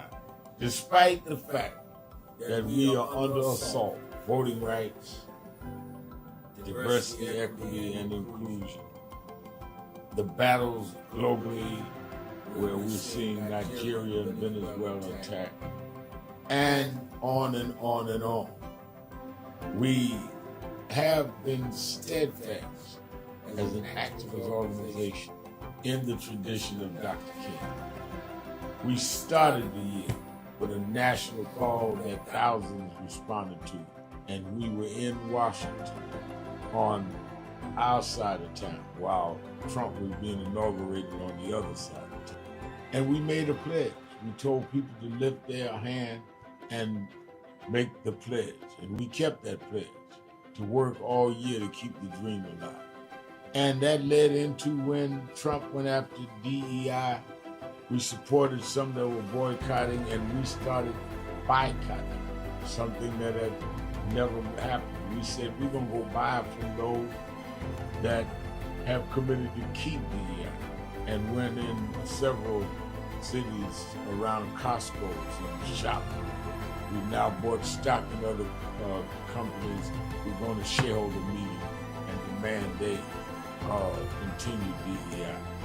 We've had a sensational National Action Network convention covering the span of activity, from political empowerment to education, to how we deal with the Black church, how we deal with Black women development that has to deal with both discrimination based on gender and race. And of course, we came to Wall Street by the thousands and marched in late summer on the anniversary of the March on Washington. And people thought you could not get people out, and they came from all over the country. And we marched on Wall Street and had an enormous turnout. The only mass Black march, Black-led march this year. We had a lot of protests, a lot of marches. I salute all, no King's march. You're live. But the Black... Keeping it real, keeping it real. I am your host, Reverend Al Sharpton. 1-877 532-5797, 1-877-532-5797. Let's go to my friend in Chevy Chase, Maryland, Miss Richardson. Miss Richardson, you're keeping it real with Al Sharpton. Yes, good afternoon, dear. How are you today, Rev? I'm doing good. That's great. Yes, you sound great. With these two parties, I listen to C-SPAN daily, and there doesn't seem to be any compromise of opinion, of agreeing with anything. This thing that this man in the White House, this war with Iran, this is scary stuff. And if we don't watch out for him, he's going to have us all deceased. In other words, we'll all be dead with him. And, but I don't know, with the two parties, my standard, and I'm an independent. I'm not a radical leftist. I never had, my family was always independent. Their own destinies came about with success through their own sweat and brow. They don't beg the government for anything. But let me say this, a lot of our brethren does need help. And I do believe in a safety net. So I don't want us to go as far adrift and say, well, Mrs. Richardson's back at it. No, I'm on course here. We do need a safety net, in regard to the needy, the naked, clothe them the way the Bible says. But nobody wants to do what the Bible says. This thing about religion, And Reb, you told me already that all of the religions are supposed to be emphasizing peace and not war. And we never get around why they don't do that. You know, man has a stubbornness to poke out his chest like a hen. I'm the boss, you see. I'm the one that has the power. And that's the way man has been since time immemorial. I don't think he's going to change because the greater power we know is in control. You know, I believe in one God. I don't believe in all of these make-up religions, what you call them, on-way, or whatever you call them, and all of the different ones that they, that even black people will tend to, carry around. That's their God, this particular God with the name, all these different names. And they're saying that there's like many hundreds of religions. You know, I mean, where do we stop at religion about the many different ones that the authorities are saying that there's so many religions, and that's why we're confused. Now, Neely Fuller, you know, Rev, you always let me say it because you're the only one, Will. You're very kind and you're fair with people. Neely Fuller is the only man, he's gone now 97 years. And he warned us, he says, they're about confusion. White supremacy is about confusion, to confuse folks. You know, and so this is what we're seeing. You know, even the late, great lady Frances Quest Welsing warned us about the chessboard. She was the one with the chessboard at first. And of course, you know, there are now duplicates trying to emulate her about the chessboard, which I don't see anything wrong with it. But what are the results? What is coming from these different, Reb, these different associations where we're not getting off the base? As far as I've always seen it as being just on a certain base. Because, see, we should be up there at least with these other people that's got many businesses now. I'm not going to name them, but you know what I'm talking about. They're far exceeding us. About Dr. Claude Anderson, an economic man, a great guy. I love to hear him. And he's saying, too, that in 1900, there was only 100,000 of these people from other places here, 100,000 total in 1900. And we had 10 million. Now, I'm saying, what has happened to us? Have we stopped making babies? What's going on? Rev, I don't want to get into that, but let me just say this. We're going to have to do something about our own house because we're declining in numbers every day, what it seems like to be. And everybody, all these other groups are going ahead of us, you know, and we're the ones behind the 8 ball, it seems. Behind that old black 8 ball is the blacks, our folks are right behind that. We need to be removed from that. We need to be up in the upness with the others, where they're advancing and having businesses. But they're not, I agree with you, but they're not there by magic. They're there by undue advantage. They're due by a unequal system, which is why we've got to do all we can to even the playing field to even get a shot up there. Right, you're right. You know, I mean, I'm not disputing today because, Brad, I'm with you. I get I only come because I say I can get clarity from Reverend. These other stations, you will have a heart attack. And at my age, I've lived a long time. I don't want to have a heart attack and have my sisters out there. They're saying black women, Rev, leads the heart of the heart condition thing of dying of heart attacks from black women like never before. It used to be a man's thing. Now black women are dying like black men. They both are dying. And we have all these evil folks like Trump and Vance, and they get on C-SPAN and talk about the same you-know-what. And it's sickening, and I can see why our folks don't listen to it because we're intelligent enough, Bev, and you know we are. We're intelligent enough to know they're playing games. We know how they will football everything and just throw the ball around like where nobody can understand really who's at fault or who's. But let me just say with Disco Bryant, he's right. Now, I call it the part 2 of Disco Bryant because he's right. Now, part one, I just wanted clarity because he kept emphasizing Bernie, and that's what made me upset. He didn't go like he did on part two on this day for the day. I totally agree with him. We've got these progressive white Anglo-Saxon Democrats, now not Jewish, the way he emphasized on his first go-round with Bernie. It's all of them. Many of them are for us, helping us, but you've got at least half of that crew, Rev, up on that hill, consisting of 435 of them in the house and up there on the floor. And half of them is leases with, like Brian is saying, just go Brian, that they are white progressive Democrats, mostly Anglo-Saxon. And we know ain't many Jewish ones up there. We know that. But Bernie might be an exception, maybe to a few others. But mostly they're Anglo from England and Germany and all these other places where they come from. And of course, they've been born here. They were born right here. But I'm saying their ancestry come from all these other countries, and they're not Jewish people at all.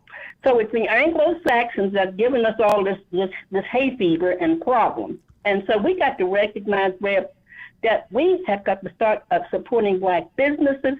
You know, and I'm not saying it because my family has businesses, but I'm just saying we need to do more there.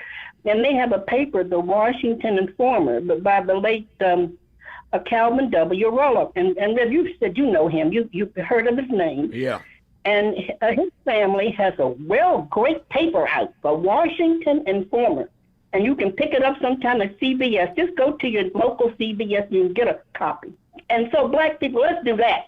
Let's start supporting our businesses. And Reb, I love you. And you know, David's sitting there calling me. He wants me to make some maple. So let me get in there. All right. Give David my regards. Let's go to Christian. All right, dear. Let's go to Christian in Manhattan, New York.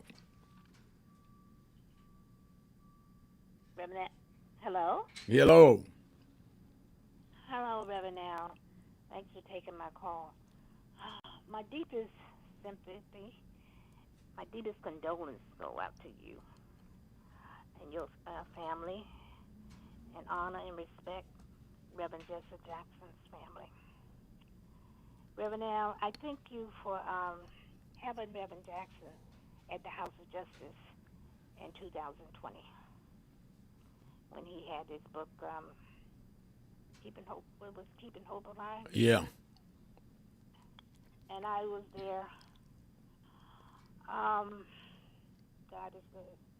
I was there, and he said that 1199 was Reverend Martin Luther King's favorite union. Yeah, that's the local 1199 hospital workers for you around the country. That's the local here in New York union, hospitals workers union. Yes. And because I was a member of the union, I got the book free.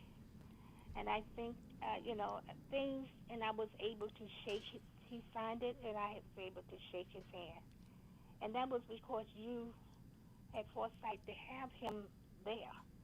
God is good. It was a wonderful day that day.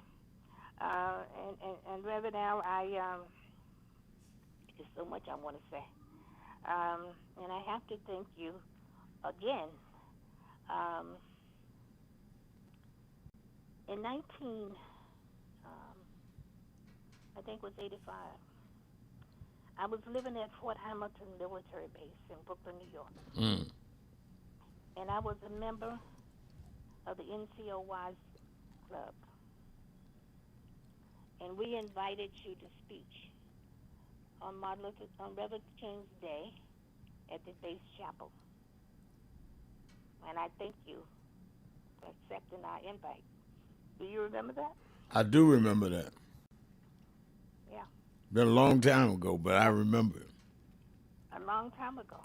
And when you started talking about your 20 years plus, it made me remember that I saw you. It was a long time ago. Mm-hmm. I didn't even think about it. Of course I thought it. I kind of forgot about it because I left Fort Hamilton. We moved a couple of states over. But some things are just good to have. And I love and appreciate you. I am a member of the National Action Network, and I've been there since 2018. Wow, great. And I thank you, Reverend Al. I thank you. That's beautiful for you to call. Your spirit is beautiful through the phone.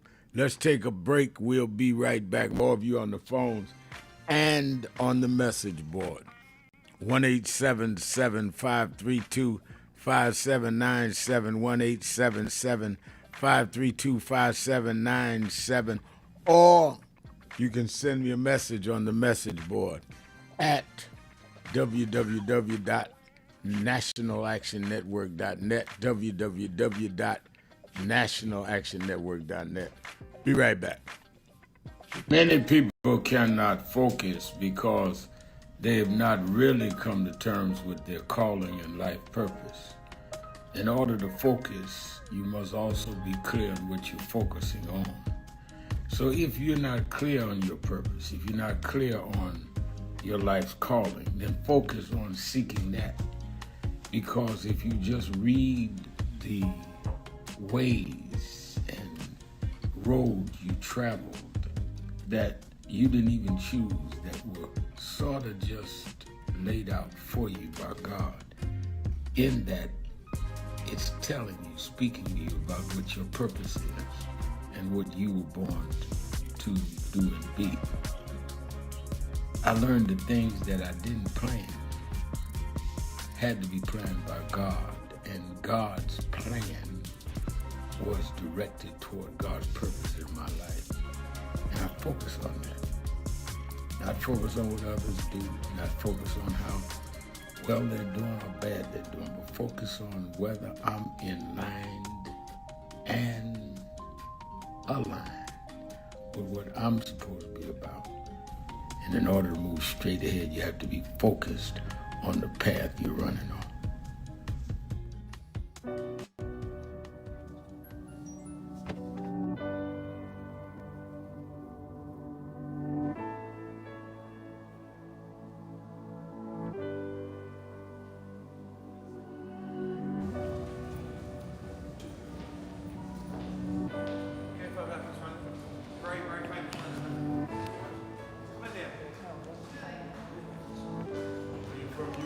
In London, yeah. We've got many problems there.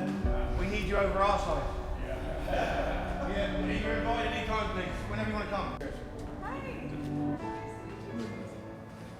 There we go. Guys! What's up, Doc?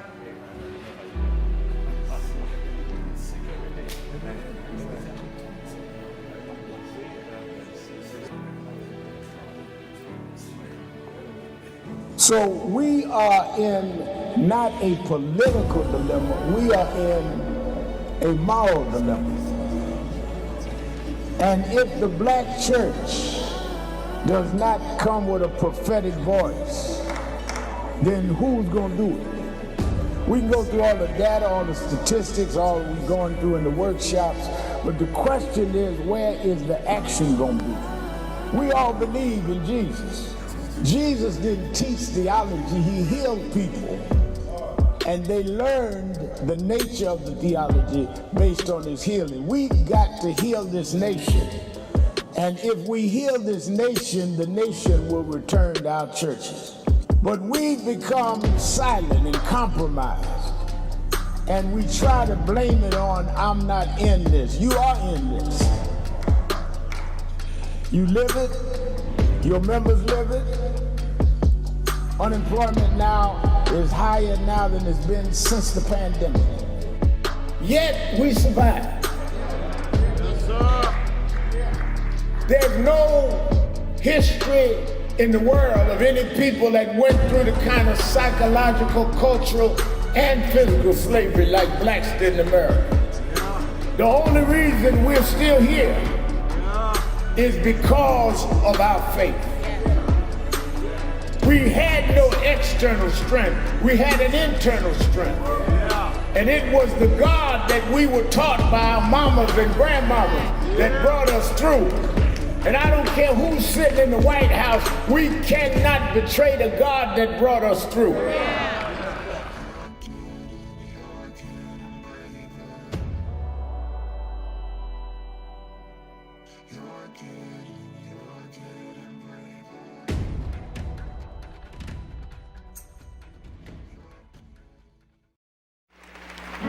Reverend Sharpton, how do we begin to make peace with our past?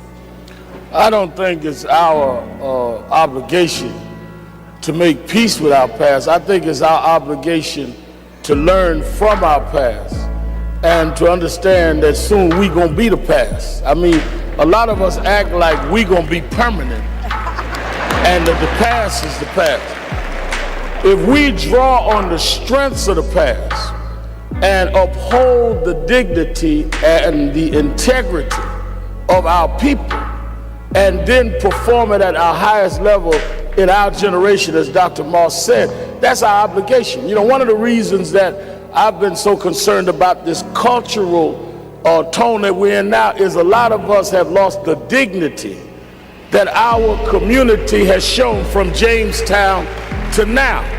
I've questioned some of the artists that no longer sing to uplift us. And there's never been a generation that didn't use our music and our culture to lift us up. And the excuse is where they say, well, we just want to show what's there. But we never just accepted what was there. We always looked at what was there and looked through it and brought our people the way it needed to be. So in slavery time, we were singing Go Down Moses and Swing Low Sweet Chariot. We wasn't singing about the cotton picking nigga in the field. That's what we saw, but that's not what we sang. In slavery,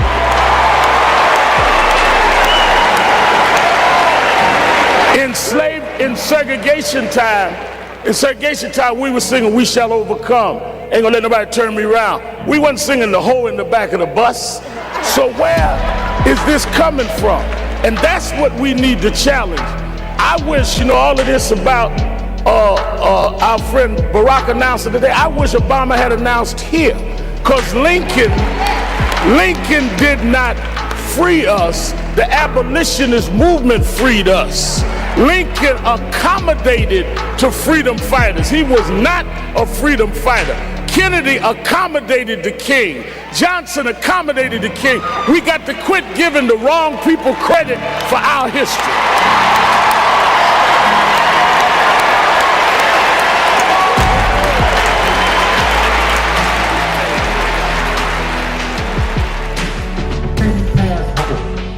Because, you know, I grew up, like I said, single mama on welfare.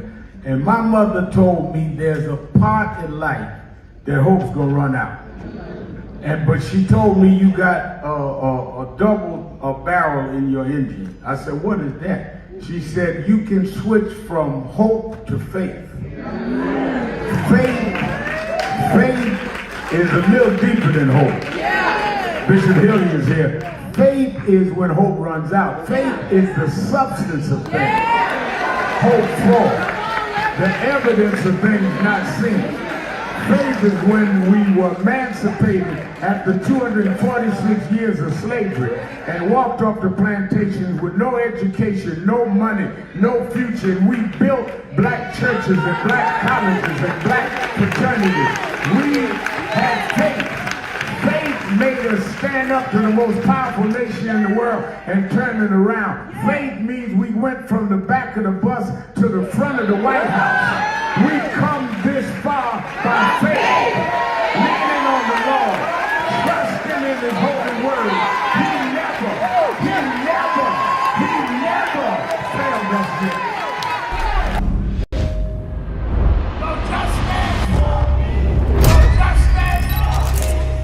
62 years ago today, March in Washington. 62 years later, the dream is not dead.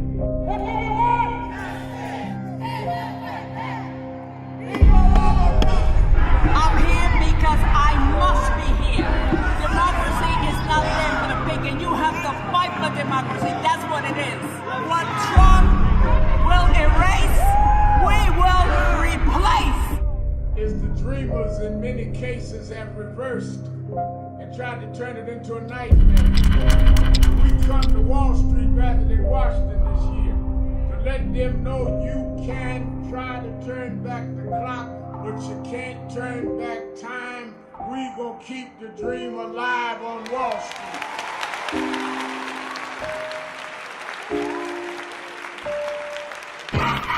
I want to talk to you. I want to talk to you. Just wait.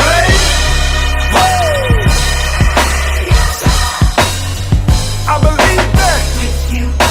Good morning, everybody. I hope the coffee has kicked in by now. I want to start by thanking your leader, the Reverend Al Sharpton, and everyone at the National Action Network for 35 years of standing up for civil rights and opportunity for everyone. And I couldn't be more grateful for the way that you have blessed the lives of so many, including mine. As we look today on King Day, let us not forget. Keeping it real, keeping it real. I am your host. One morning, Reverend Al Sharpton, and we're back. 1-877-532-5797. 1-877-532-5797. And I think that as we look at the primaries yesterday, and we're looking for where we head into the midterm elections. Let me just emphasize for you that may not know or may not be sure. If the Democrats win the House of Representatives, Hakeem Jeffries is likely to be the speaker, because then the Democrats would have the majority and they vote on who the speaker is. That the speaker's gavel is not just some ego trip, something nice to put on Hakeem's resume or bio, like it wasn't just that for Pelosi. The speaker controls the gavel. They move forward legislation to be voted on. They stall legislation that they don't want to present to the floor. They help each of the committees, whether it's the Judiciary Committee, the Commerce Committee, State, all of them across the board. The Democrats in charge, they become the chairs of those committees. So they decide the hearings, they decide the legislation that comes out of those committees. So give you a practical example. Homeland Security Committee, if the chair is a Democrat, they will call in all of the Republicans under oath and say, put your hand on the Bible, subject to a line of Congress, which is jail time. What were the orders in Minneapolis? What led to Petrie's death? What about what happened to Miss Good? That's the power to bring things forward and change legislation.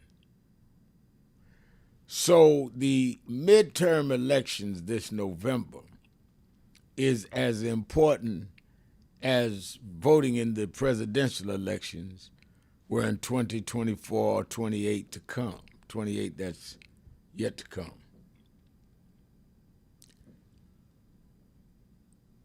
Well, Ramal, I don't know about all those issues. Well, let me bring something home to you.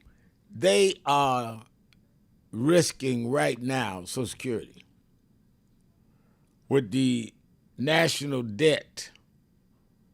They're balancing some of that out with Social Security and other social policy measures. That got something direct to do with you. So you want people that are on the side of Medicare, Medicaid, Social Security to be in charge, because if not, they will continue to balance the budget by cutting back on those projects. Let's be real clear about that. So this is not just some civic engagement. This is about who has the power over our lives. No question about it. And there's some women. It's Women's History Month. I told you, give me 3 women. Nobody's giving me that on the air. Forensic accountant is on the web, on the message boards, giving me her women. And she's giving me Val Demings, Kamala Harris, Stacey Abrams, Jasmine Crockett, Sherry Beasley, all well-qualified women who lost elections. Yeah? That is absolutely true. All right, let's go to the phones. Let's go to Christian in Manhattan, New York. Christian. Refresh your screen.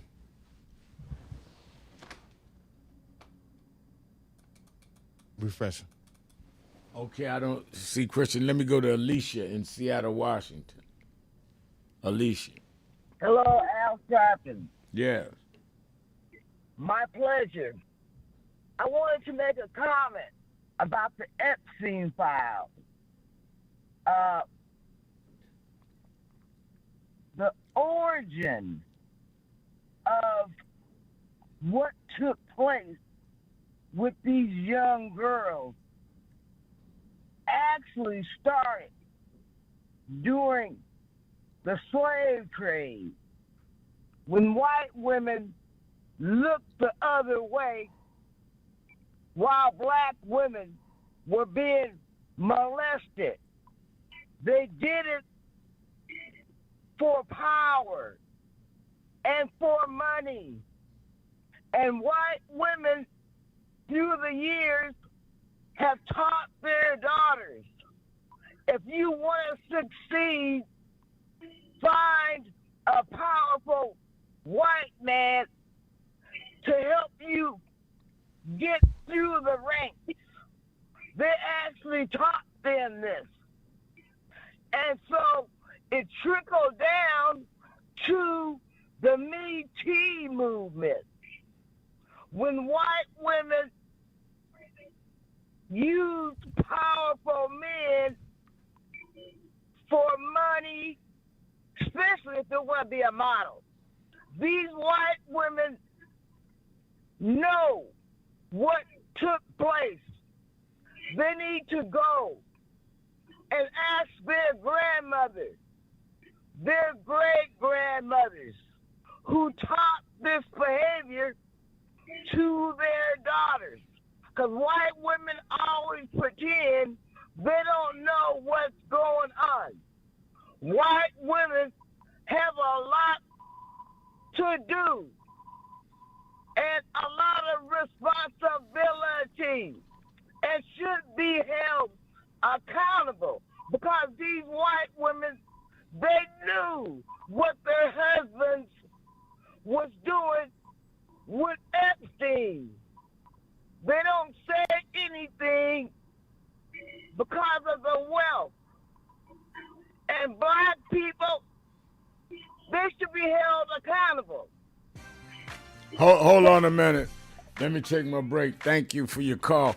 We'll be right back. Keeping it real. Keeping it real. Sharpton. Be right back.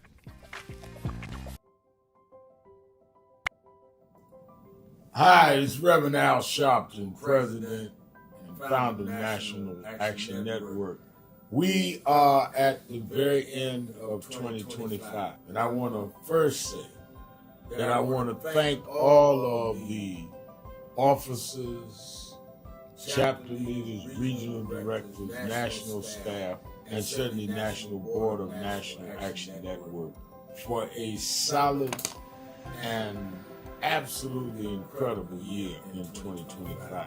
Despite the fact that we are under assault, voting rights, diversity, equity, and inclusion, the battles globally where we're seeing Nigeria and Venezuela attacked, and on and on and on.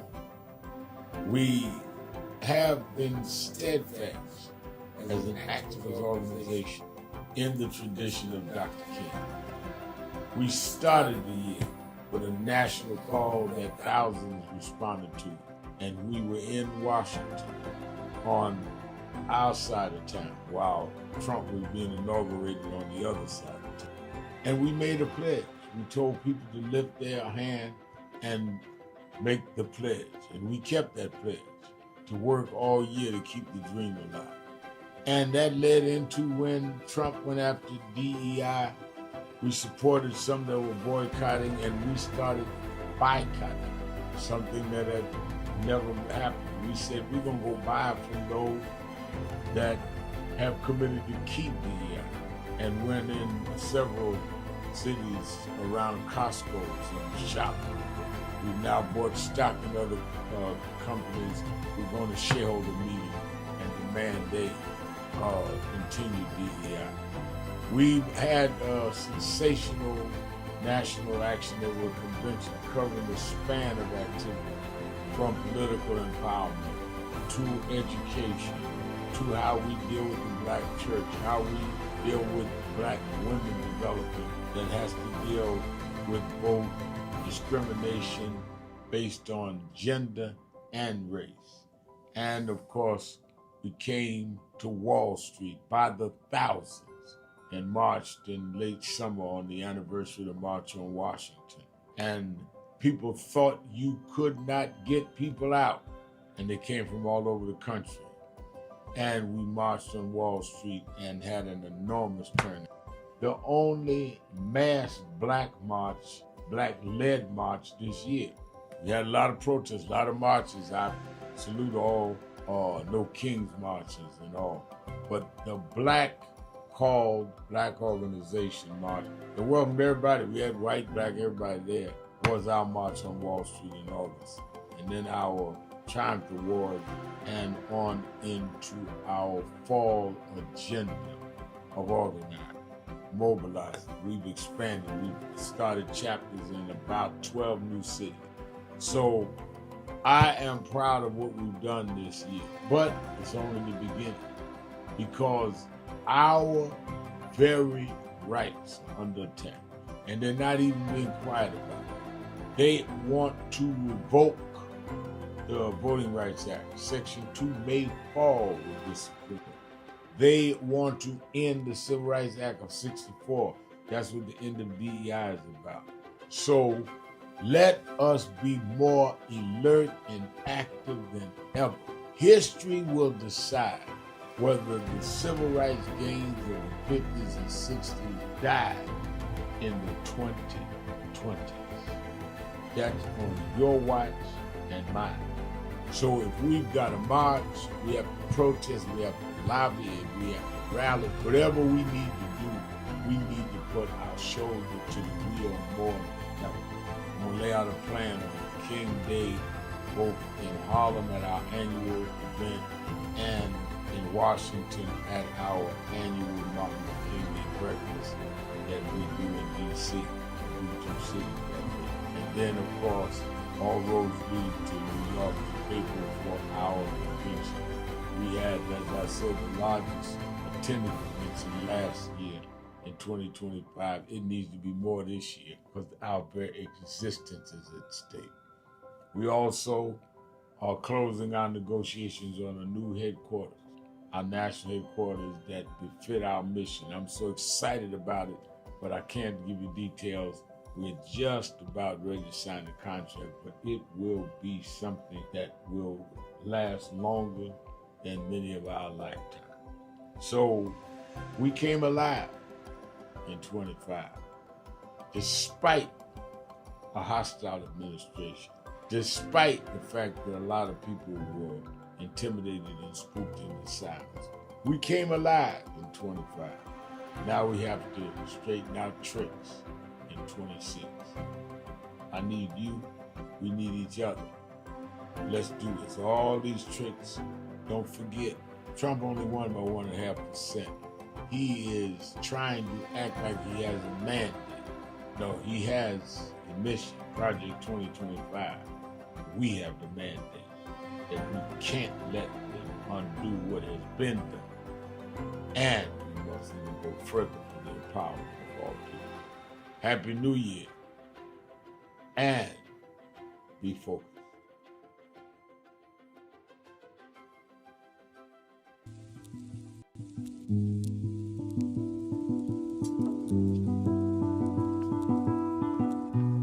I had a thought this morning that I want to share with you about mentorship.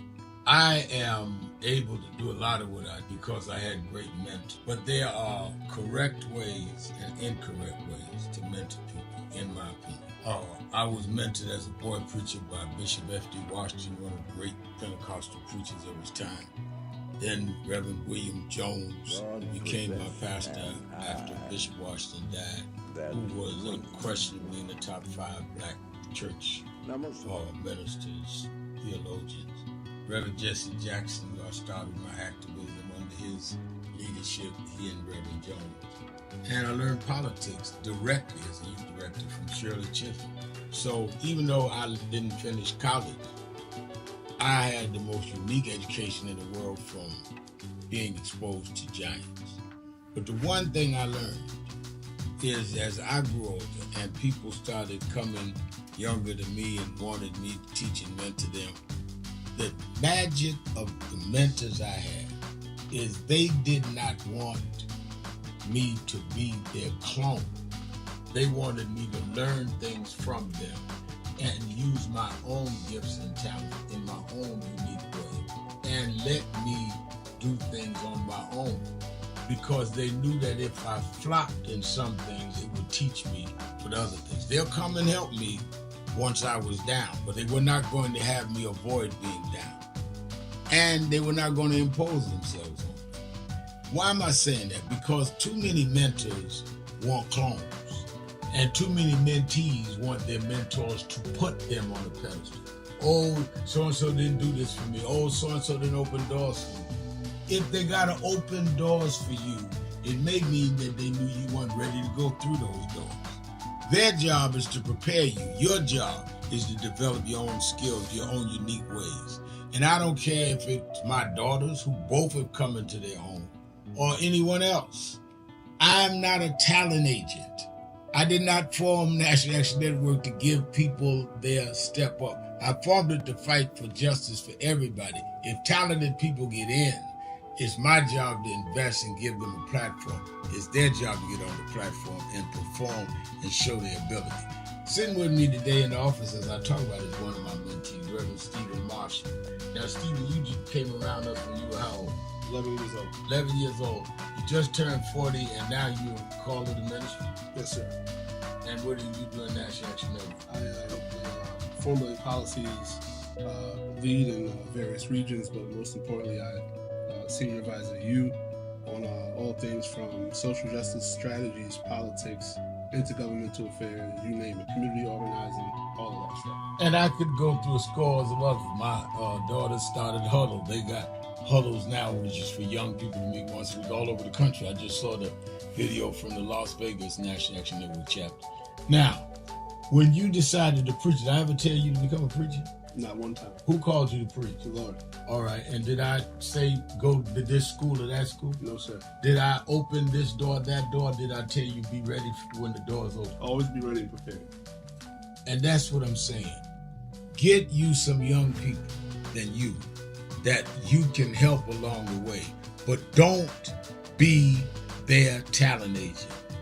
Their talent must speak for themselves. And anybody that grumbles with you about so-and-so didn't do something for them, maybe it's because they didn't feel you were ready, or that they felt if they did it, you wouldn't do it on your own. But we all don't live forever. I want the next generation to speak of me, of National Action Network, and others, the way I speak of Reverend Jones and Bishop Washington and Shirley Chisholm and Reverend Jackson. But I just don't want young people to feel that somebody ought to give them the reins of leadership or give them the reins of business. Whatever it is. Keeping it real, keeping it real. I'm your host. From their journey. Reverend Al Sharpton, and we're back. 1-877-532-5797. 1-877-532-5797. One of the things that I think about all the time is it's easier to give to cynicism, and it's easy to discourage people. I believe in being honest with people, blunt with people, candid with people. But I don't think we need to beat people down into where they just feel like they are inevitably worthless. It always has been the minority of us that push forward and help the majority of us advance because we made progress. So telling us how bad we are is not the answer. If we tell ourselves we're behaving badly, but that's not who we are, we had the capacity to be more, then that is indicting us to uplift us, not indicting us to beat us down. We get enough beat down in society. I try to give people a wake-up call saying, man, get up out that bed. I don't say you ain't nothing but a bed guy. No, you can get up because we've gotten up before. And that's why I'm totally unintimidated by Trump. We beat people bigger and badder than Trump. We fought racists and bigots when the law was on their side, when the law said we were 3/5 of a man. And we couldn't read and write to fight back, and we still won. So we can't talk about what we are not. We can talk about what we're behaving as, but we can't talk about what we're not capable of. We're capable of doing anything and have done it. Same thing with women, Women History Month. We ought to be loading the phones up talking about the women that broke both the race and gender roadblocks that were in their way. Some of you men and women ought to be calling right now saying, this woman, that woman, the other woman. Because they had to face it all. When you think about everybody from Harriet Tubman to Sojourner Truth to Mary McLeod Bethune, these people operated in days of slavery all the way to Bethune in days of segregation and was able to rise up to a level of excellence to where even white America had to recognize them and tell their stories at a time that was not happening. And we're not going to tell that stories to our children, those stories to our children during Women's History Month. Why we got to tell those stories? Because your daughter and your granddaughter need to know that their gender and their race is their place of beginning, not the ceiling to end them. But if we don't take the time to tell the story, do you think those that want us uplifted is going to tell those stories? Why do you think they're trying to take black history and women's history out of the schools in Florida and other states? Because if they teach you what you're capable of, you might wake up and use that capacity to do something to change the power equation and the economic equation in this society. And it starts right. I love that. Is that Kasem Daniels, Case I. McDaniel? I'm trying to get it with the name on the website, but it says, yes, it starts with you in your home. And it does. I don't care how many places I go and speak and how many places I go on the planet and students and churches and conventions and rallies and sometimes thousands, sometimes hundreds. It's what I say to my daughters, what I say to my grandson is what is important, because they will remember what I said, because they're my flesh of my flesh, blood of my blood. A lot of us don't take time to do that. That's why we stay out there. Evangelist Ramsey, one of our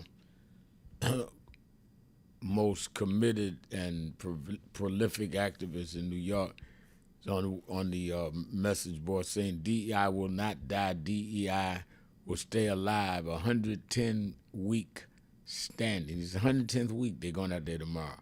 We can do all things through Christ who strengthens us. I am so through with people who have no oil or anointing in the kingdom.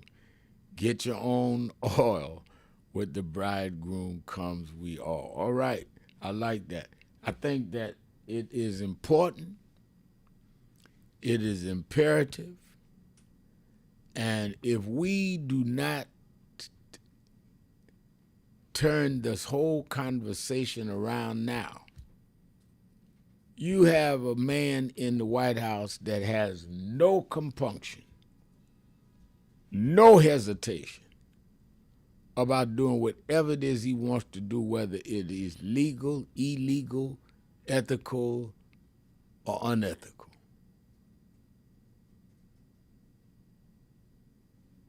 Kenneth Lee says, get the reparations check together. Well, I hope you voted. I hope you voted, Kenneth. Just sit back and say, who do you think is going to give reparations? The government? Well, who's going to decide that? The people in the government that's elected. So you just saying something like you saying something smart. Just get the reparations check. Well, just, all right, get us the Senate and the House of Representatives that'll vote for it. That's what you do. We've been fighting reparations 30 years, got reparations committee, and John Conyers out there, all the way to Sheila Jackson Lee. We could not get the votes because people are sitting down home talking about get the check. Like the check gonna come without the people in charge of the government, which is the Treasury, deciding that it's gonna be done. So you think you're saying something revolutionary, you're really playing with black folks. You got the right one with me. I'm glad you wrote that on the message board with me, because you can't sell them wolf tickets to me. I've been for reparations since Queen Mother Moore when I was a kid. I know what you have to do to get reparations. And hollering and screaming and taking shots at each other is not going to get us reparations. And I think some of us want to sound militant, I'm a revolutionary. No, you're not.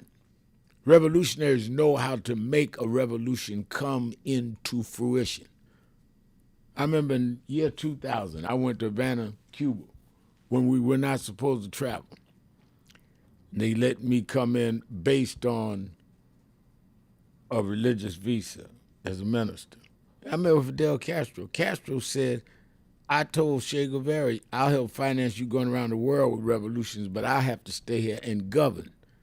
Mandela said the same thing in South Africa. You've got to be, at some point, practical, or you're just playing with the emotions of people. And I'm not impressed or intimidated by people like that, because they're playing games. James Thomas says on the message board, if you want the reparations, stop talking and do the action to get it. That's what I'm saying, James. Sitting around running your mouth while everybody else out here working, and you accusing everybody else of not doing nothing. Please. Let's take a break. Be right back. Keeping it real. That's what I do. Sharpton. That's my name. We'll be right back.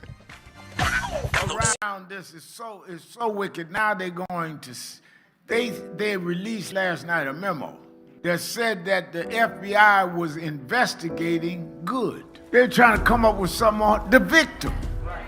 Not they're going to investigate who shot her. The ICE agent shooting in the head 3 times.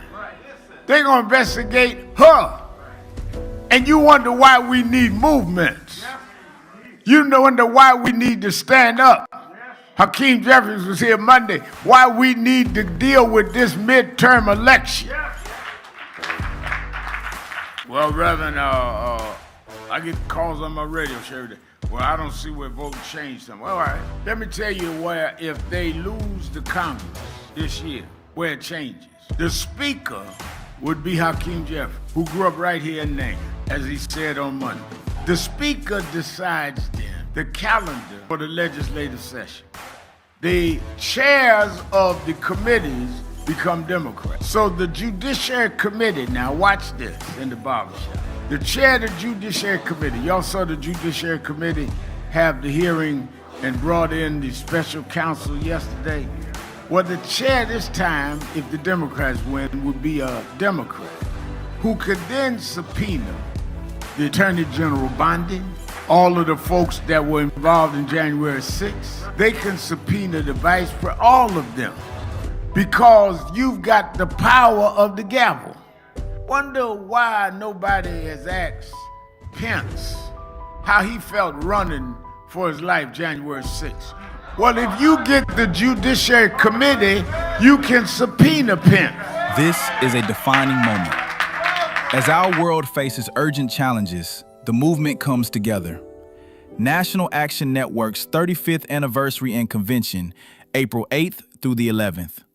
Leaders, activists, and community voices united for justice and change. The moment is now. Be in the room. Some of you forget where you come from and forget how you got there and act like you got there because you were qualified or that you had a good resume. But some of us had to pay a price for your resume to even be read. Some of us had to take nights in jails and licks upside the head or shut out of boardrooms like Byron so you could walk down red carpets and act like you got there by yourself. So I received this award with a special, special place in my heart and on my shelf because I'm getting it from a freedom fighter who never forgot where he came from and how he got there.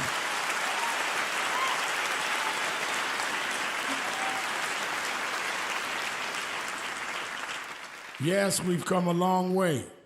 We've had now a black president and now a black vice president, but we still can get shot down and have to march to get a case in court. We still can get shut out of boardrooms. We're still doubly unemployed in a good economy.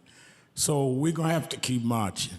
And I thank not only my family, a mother that raised me by herself, but I thank that lady at the end of the march that knows she won't be on TV that night and knows her name will never be in the paper, but she believed in me enough to get at the end of the line and make me look good. Because Dr. King used to say, if you call a march and no one shows up, you just going for a walk. And I want to thank those that marched with me. 32 years ago, here in Los Angeles, we marched. And then many years later, with George Floyd and others, we're still marching. And I'm gonna keep marching, I'm gonna keep agitating, and I'm gonna keep going.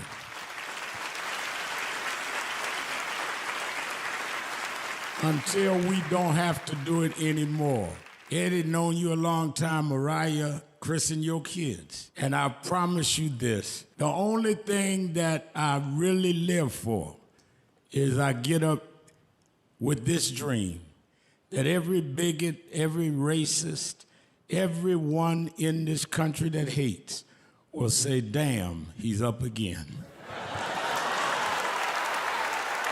King, Dr. Richardson, most of all, let me thank Reverend Al Sharpton for bringing us all here together today. In the Urban Action Network, I am proud to be a candidate for the presidency of the United States of America.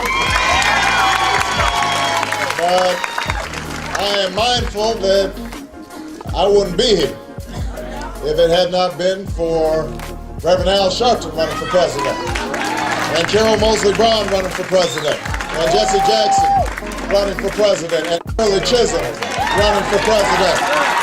They paved the way, and I stand on their shoulders. When Coretta Scott King, the widow of Dr. Martin Luther King Jr., had this to say about Al Sharpton. A leader who has protested injustice with a passionate, unrelenting commitment to nonviolent action in the spirit and tradition of Martin Luther King Jr.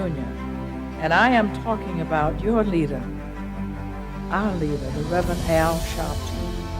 I celebrate the day you were born. You have been, over all of your years, such an extraordinary leader. You are a voice of truth, a voice of conscience, a voice of practicality around what we must address and what we can do. Thank you, Rev. Thanks for that introduction. Look, we've known each other for a long time. I'm grateful not only for your leadership and partnership, but quite frankly, more importantly, for your friendship.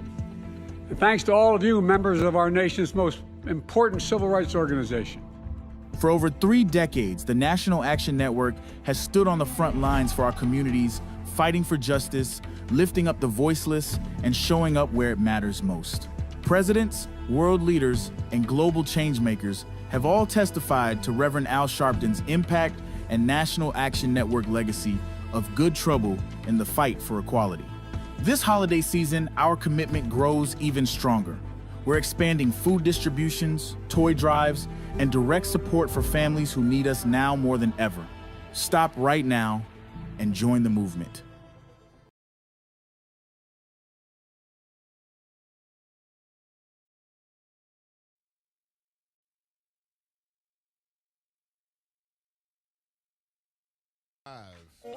Keeping it real, keeping it real. I'm your host, Reverend Al Sharpton, and we're back. 1-877-532-5797, 1-877-532-5797, or you can go to the message board at our message board at www.nationalactionnetwork.net. Let me quickly remind you, Politics Nation with Al Sharpton. We're back this weekend, Saturday and Sunday, live at 5. And I've already lined up some of the members of the Senate and at least 2 governors to be on the show this weekend, and Congress people. I want to know where we are on the Affordable Care Act bill that is expired now 3 weeks and premiums are going up.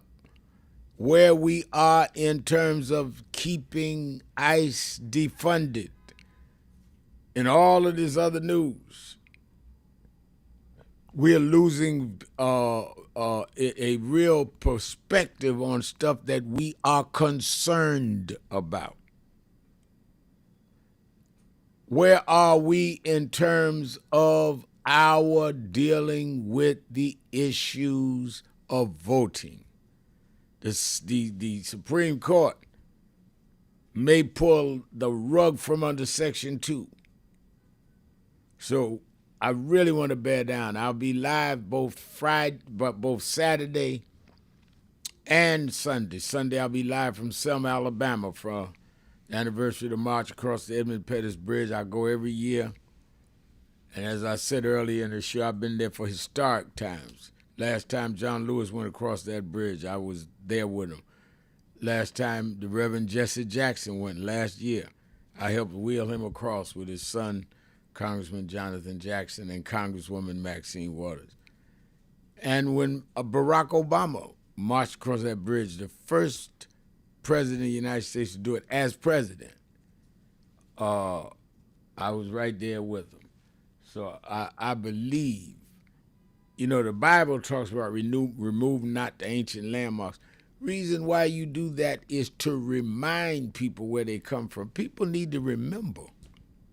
Those that were not alive to remember, they need to learn. People were beaten, tear gas, brutalized on that bridge to give us the right to vote.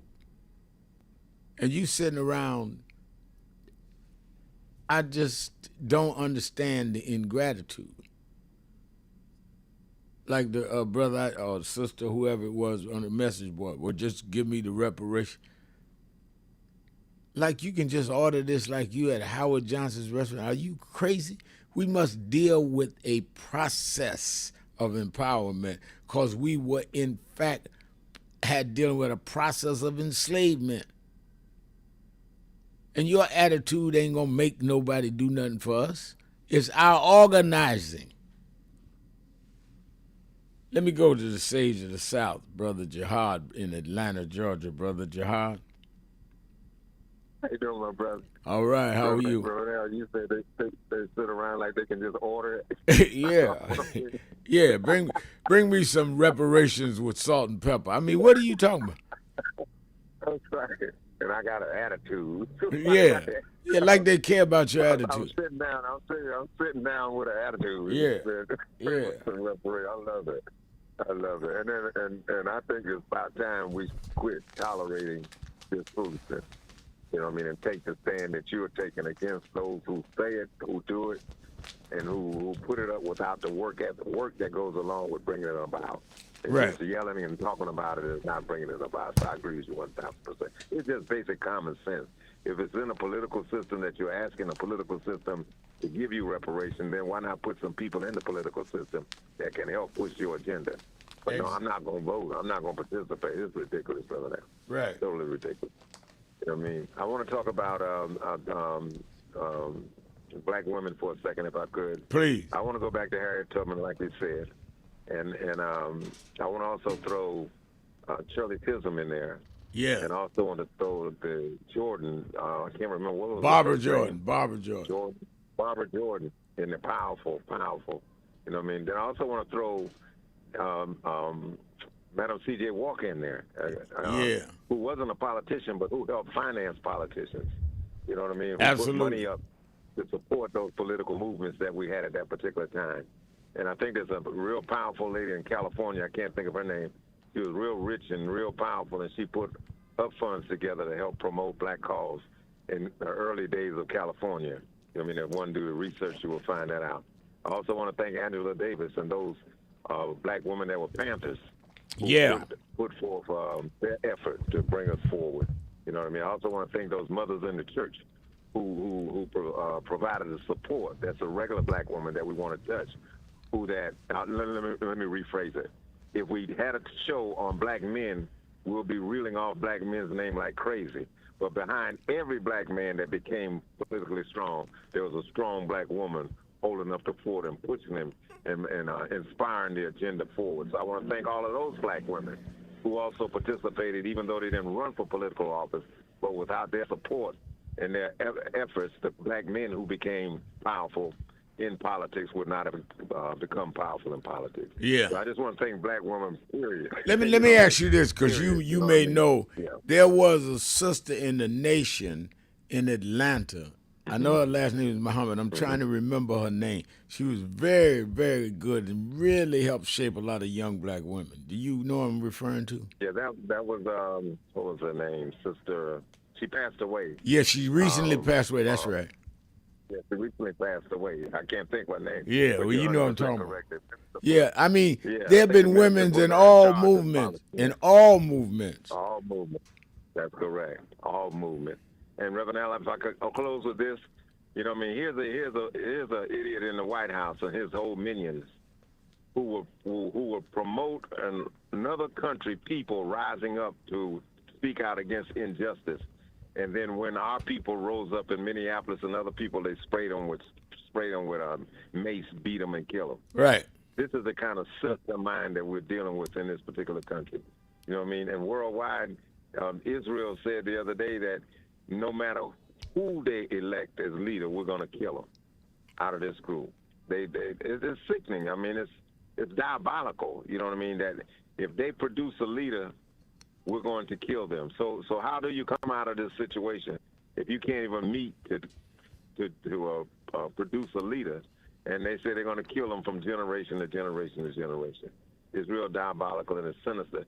And what I would like to happen too, I would like for the black preachers and just preachers to deal with this thing in religion about an Armageddon, a war that's necessary for Jesus Christ to come back. And how much sense does that make? That we need a man who was peaceful, but we have to have this major war in order for him to return. And who benefits when Jesus returns according to what they say? The Israelis benefit. The so-called chosen people get their due. We're not in heaven now, Rev, right here on earth. Now, to my knowledge, when Jesus come back, it's supposed to be a time of peace to come back to get his people and et cetera.